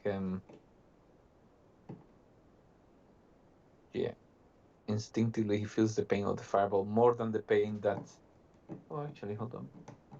No, no, no. Actually, no. It's gonna be. He just turns towards you, Thalian, and like growls and just goes towards you. 5, 10, 15, and if he leaves your range, Clementine, you get an attack of opportunity. Yep, I'll take it. Okay. There's a chance you can hit if you use your inspiration. Now I'm gonna save it. Yeah. Okay. Mhm. So he gets here and like growls at you, Thalian, and he's gonna try to attack you. Okay. Starting with his claws. She's a crit. Ooh. Ooh, so you're going to take 16 points of slashing damage, Ouch! Ouch. and Oh. then like um yeah, you could swear you can see a grin on his face as he lunges forward to attack with his beak. This is a 19, Oh, that hits. and the beak is gonna hit you for 8 points of piercing damage, I'm down. but you're not dead. No, no. Just Don't okay. worry. Being knocked down is fine. You'll have your turn. And at this point, he just turns around and like I think he's just moved all his movements, so he just turns around, just looking for another victim. And Aurora, you are up. Big mistake. You shouldn't have turned them around. Aurora's going to advance. He's got as a Okay. bonus action. She's going to use uh bloody where is it? Do I? Oh, here we go. Healing word Yes. Mm-hmm. on our fallen man. Okay. So So he is now stand. Now he's alive and yeah, kicking. yeah. So you are back. You're conscious again, Thalian, but you're prone, so you'll need to use half of your movement to get up.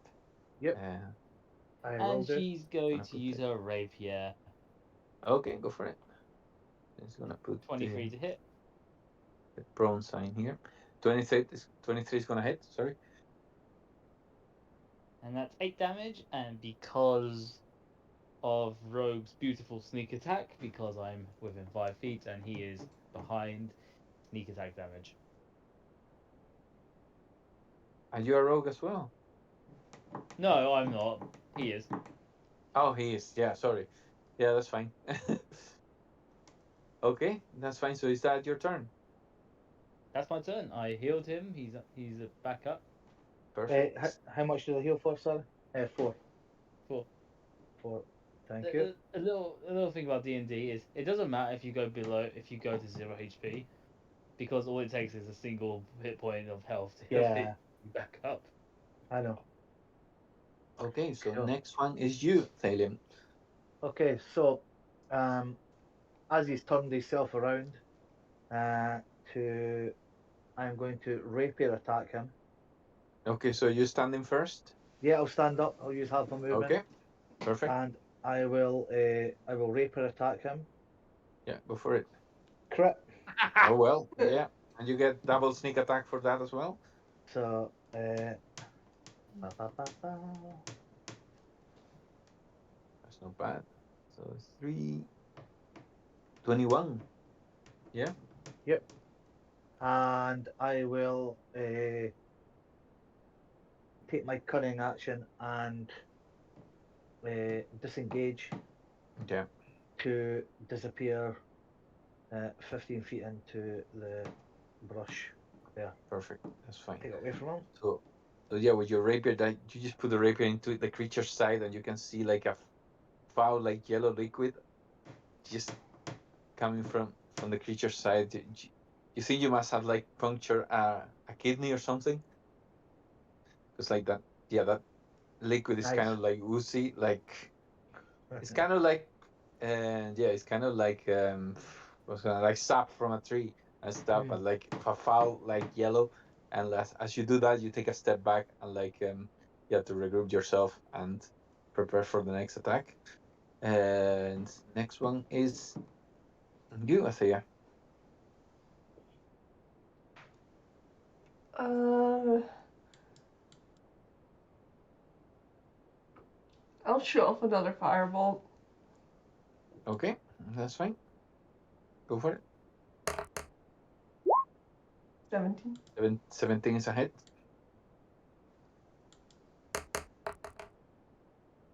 1 point of damage.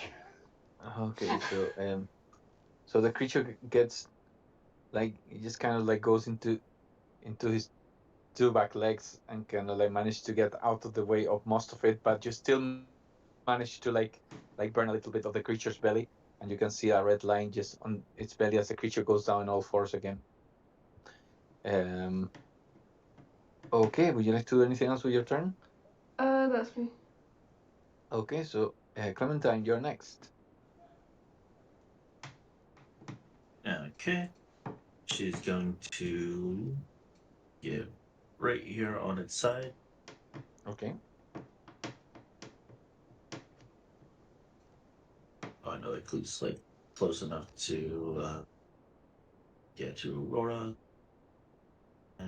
Yep, going to slice at it. Okay. If you use your inspiration die, you might be able to hit it. Yeah, I'll use With Sweet. your inspiration, you manage to change the course of your hit as it looks like it's gonna miss, and you manage to slice at him. So roll for damage. 9 9 points. slash. So yeah, you capitalize on that firebolt that Athea cast last round, and you hack at the creature's leg, and the creature like yeah, it moans with pain as you hit it, like and like seems to be like getting really like maddening at the pain, because like yeah, when it looks at you, like its eyes just look like like red coals. It's not. He doesn't look very happy. Yeah, he's still on his feet, unfortunately, but looking worse and worse with every hit that he gets. Okay. Okay. Yep, that should be my turn. Yep. Okay. So okay. So creature is not very happy because he got two of you there, and the two of you hit. It decides to spread the attacks between the two of you because it's not very intelligent. So it's gonna start um, with the claws, and it's gonna try to hit Aurora with the Uh, claws. Yes. when as it's going to attack her, I am going to use the protection for my reaction. Yes, that's fine. So he attacks with disadvantage. Yeah. Mhm. Okay. He's gonna try to attack with the claw. A 9 in this case, so it misses. So like yeah, you just put your defensive style in practice, and like the creature like feels a bit like yeah, thrown off by seeing your shield just next to your friend, and yeah, it just swings too wide and goes out of the way, and then like yeah, um It's a And bit pissed off about take that. care. Turns towards you, Clementine, and tries to hit you with the beak. Mhm. For an 18. Up 18. Yep, 18 meets. Okay, so it's gonna hit you for 10 points of piercing damage. Ooh. And with that, Clementine falls on her knees Okay, so and you're falls to the ground. you're unconscious at the moment. Mhm. Okay, so next one is That was Aurora. just that was just 1 point over. Now, tell me if you've heard this story before. I use Healing Word Okay, on my fallen companion, Healing 6. okay, so And you are not I unconscious anymore. You're just prone. And and yes, and I attack with my rapier. okay, go for it. 12. 12. That misses. Just narrowly misses, unfortunately. Okay, so And next one Aurora is ends. yes. Okay, so Thalian, you're next. Cool. From where I am, crossbow. Yeah, go for it. Oh, misses. Yeah, unfortunately, it's gonna miss. Yeah. I will uh, move into the heavier brush and take Okay, my cunning action to hide. go for it. I'm gonna give you 17. advantage. I'm gonna give.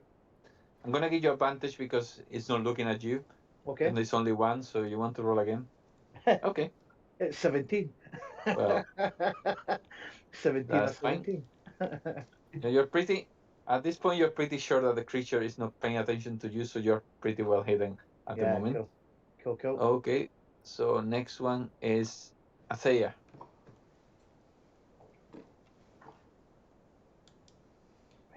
Uh,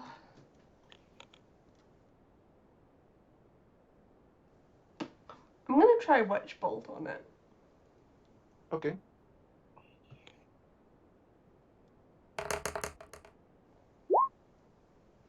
Okay. Yeah, that hits. So it takes the 1d12 lightning damage. So 6 for the moment. And I'm gonna put the concentration icon on you. There we go. So the creature is gonna put a little sign here so I remember. I think there's a sign that looks like a fire here somewhere.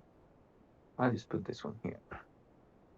So yeah, the creature gets engulfed by the actually I put fire, but it actually should be lightning really. Yeah, the creature gets engulfed by the blue bolts of lightning, and it just starts like eating at the creature's skin. Not enough to throw him down, but like it's just looking in really poor condition now. Like probably like 2-3 more attacks should be enough to drop him. Do you have to do anything else? That's me. Okay, so Clementine, you're next. Okay, she's gonna go ahead and stand up. Okay.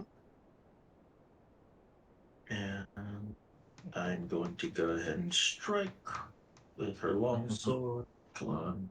Please hit. Ooh, Yeah, yeah. that's a hit. And I wish to use might as well, but I Yeah, know that won't double on that.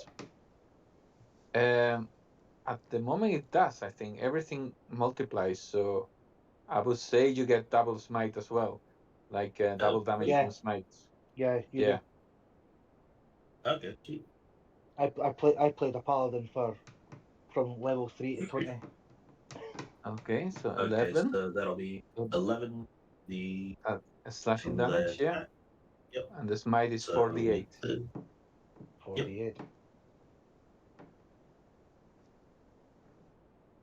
Okay. For that'll be Only 32 damage in total. only one of them uses a spell slot. Yeah. Yep. Okay. Well, tell us how you kill this creature. Oh, Yeah. So as she comes back up, and it's just kind of weak and everything.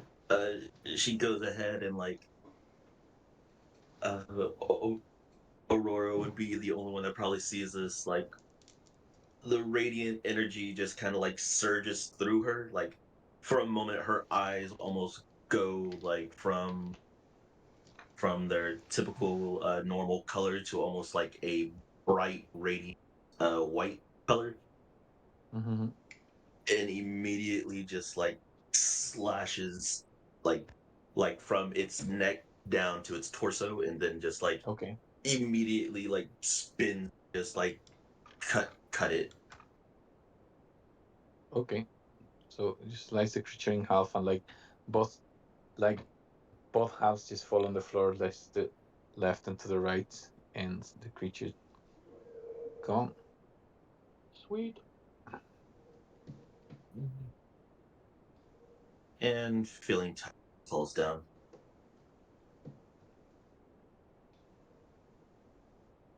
Okay.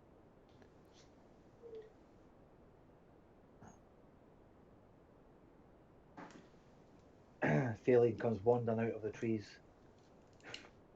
Yeah.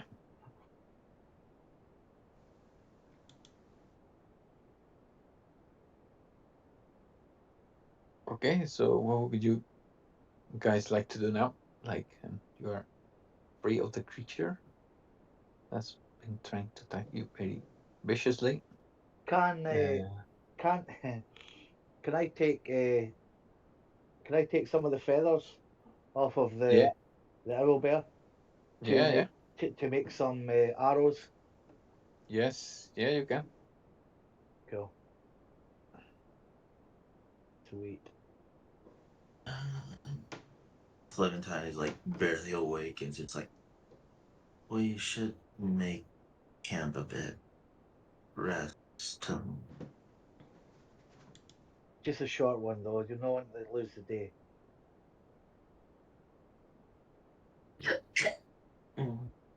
Someone's That got the hiccups. sounds. No, no, that was her coughing. Oh, Yeah, she took several broad hits, so like you can't see it, but like she's like kind of internally internally damaged. are we going to Come set up a here. spot? Come here, love. I'll give you a quick heal up. And Okay. that's all my spell slots. Lovely. Oh, I rolled a 1.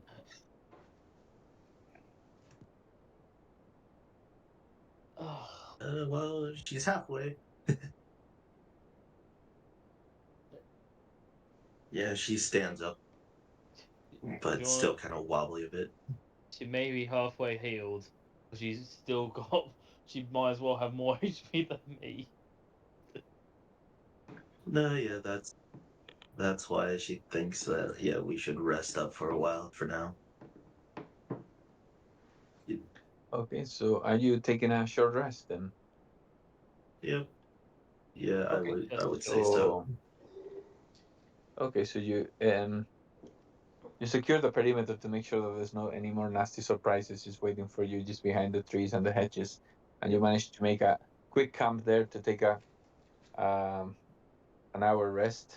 Um, Nothing happens, so you can use your hit dice if you want, and if you have any abilities that recharge on a short rest, you get them as well. Nice. That was a good roll. A 10 for me. Yep, I'm using both of mine, and I will Sweet. fully.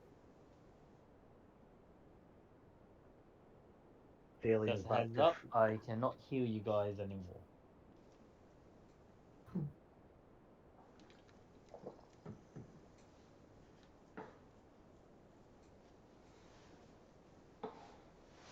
All right. Okay, guys.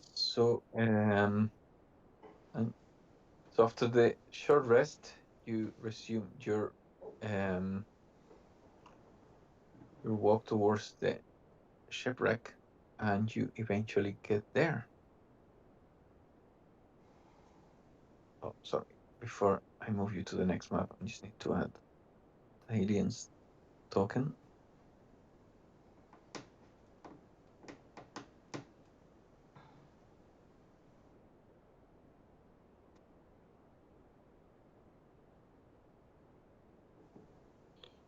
Did you get the card? Yeah. Oh, you did. Is it that card? No. Where's it? It's in my bag, I think. My bag. It's under my coat over there. Oh, I guess it was wrong. Did you pick up There you go. I need to pick up. So guys, I'm Corner. showing you the Corner. showing you the Georgia. um The corner. When does that start? Happens tomorrow. Better get some hair dye. Yeah. You going to have that razor point now? Yeah.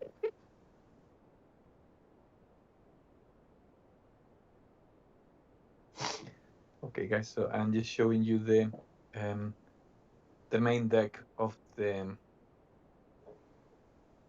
compass rose, but like yeah, there's no map for the coast or anything, so just it doesn't mean you're still on it. I just need to show you because that's the only map I got.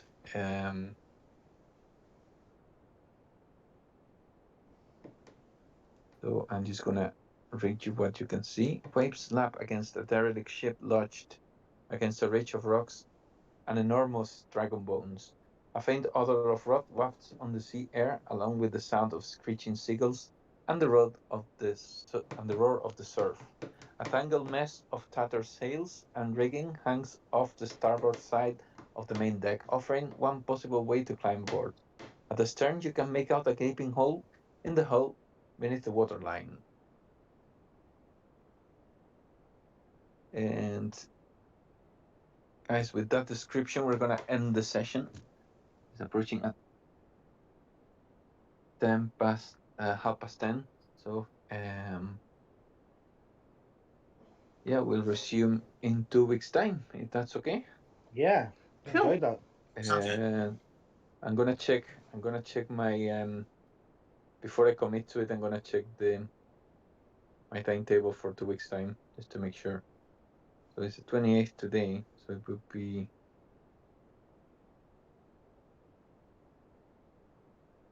yeah, I'm okay on Tuesday. Yeah. Tuesday the 11th of April will be the next session. Mhm. Cool. Okay. So thanks very Enjoyed it. much, guys.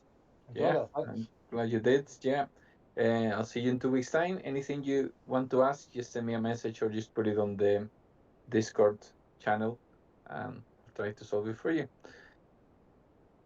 Thank you. Thank you very much. Okay, guys. Thanks to Cheers. you. Take care. Bye. Bye. Bye. Bye bye. Good game, everybody. Peace.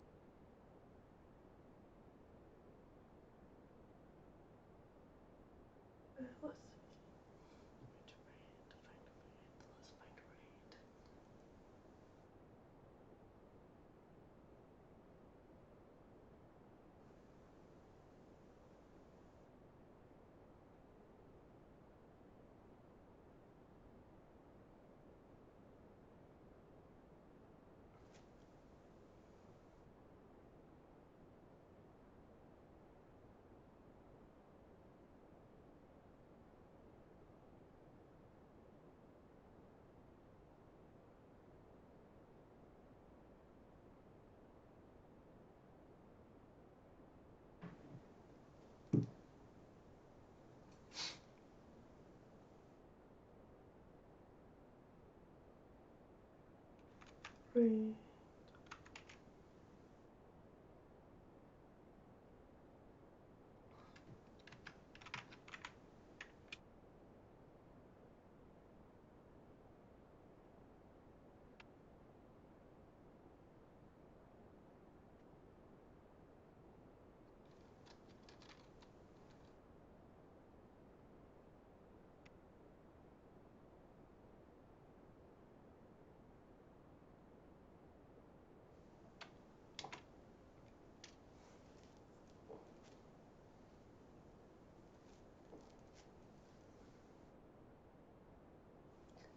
See you guys next time.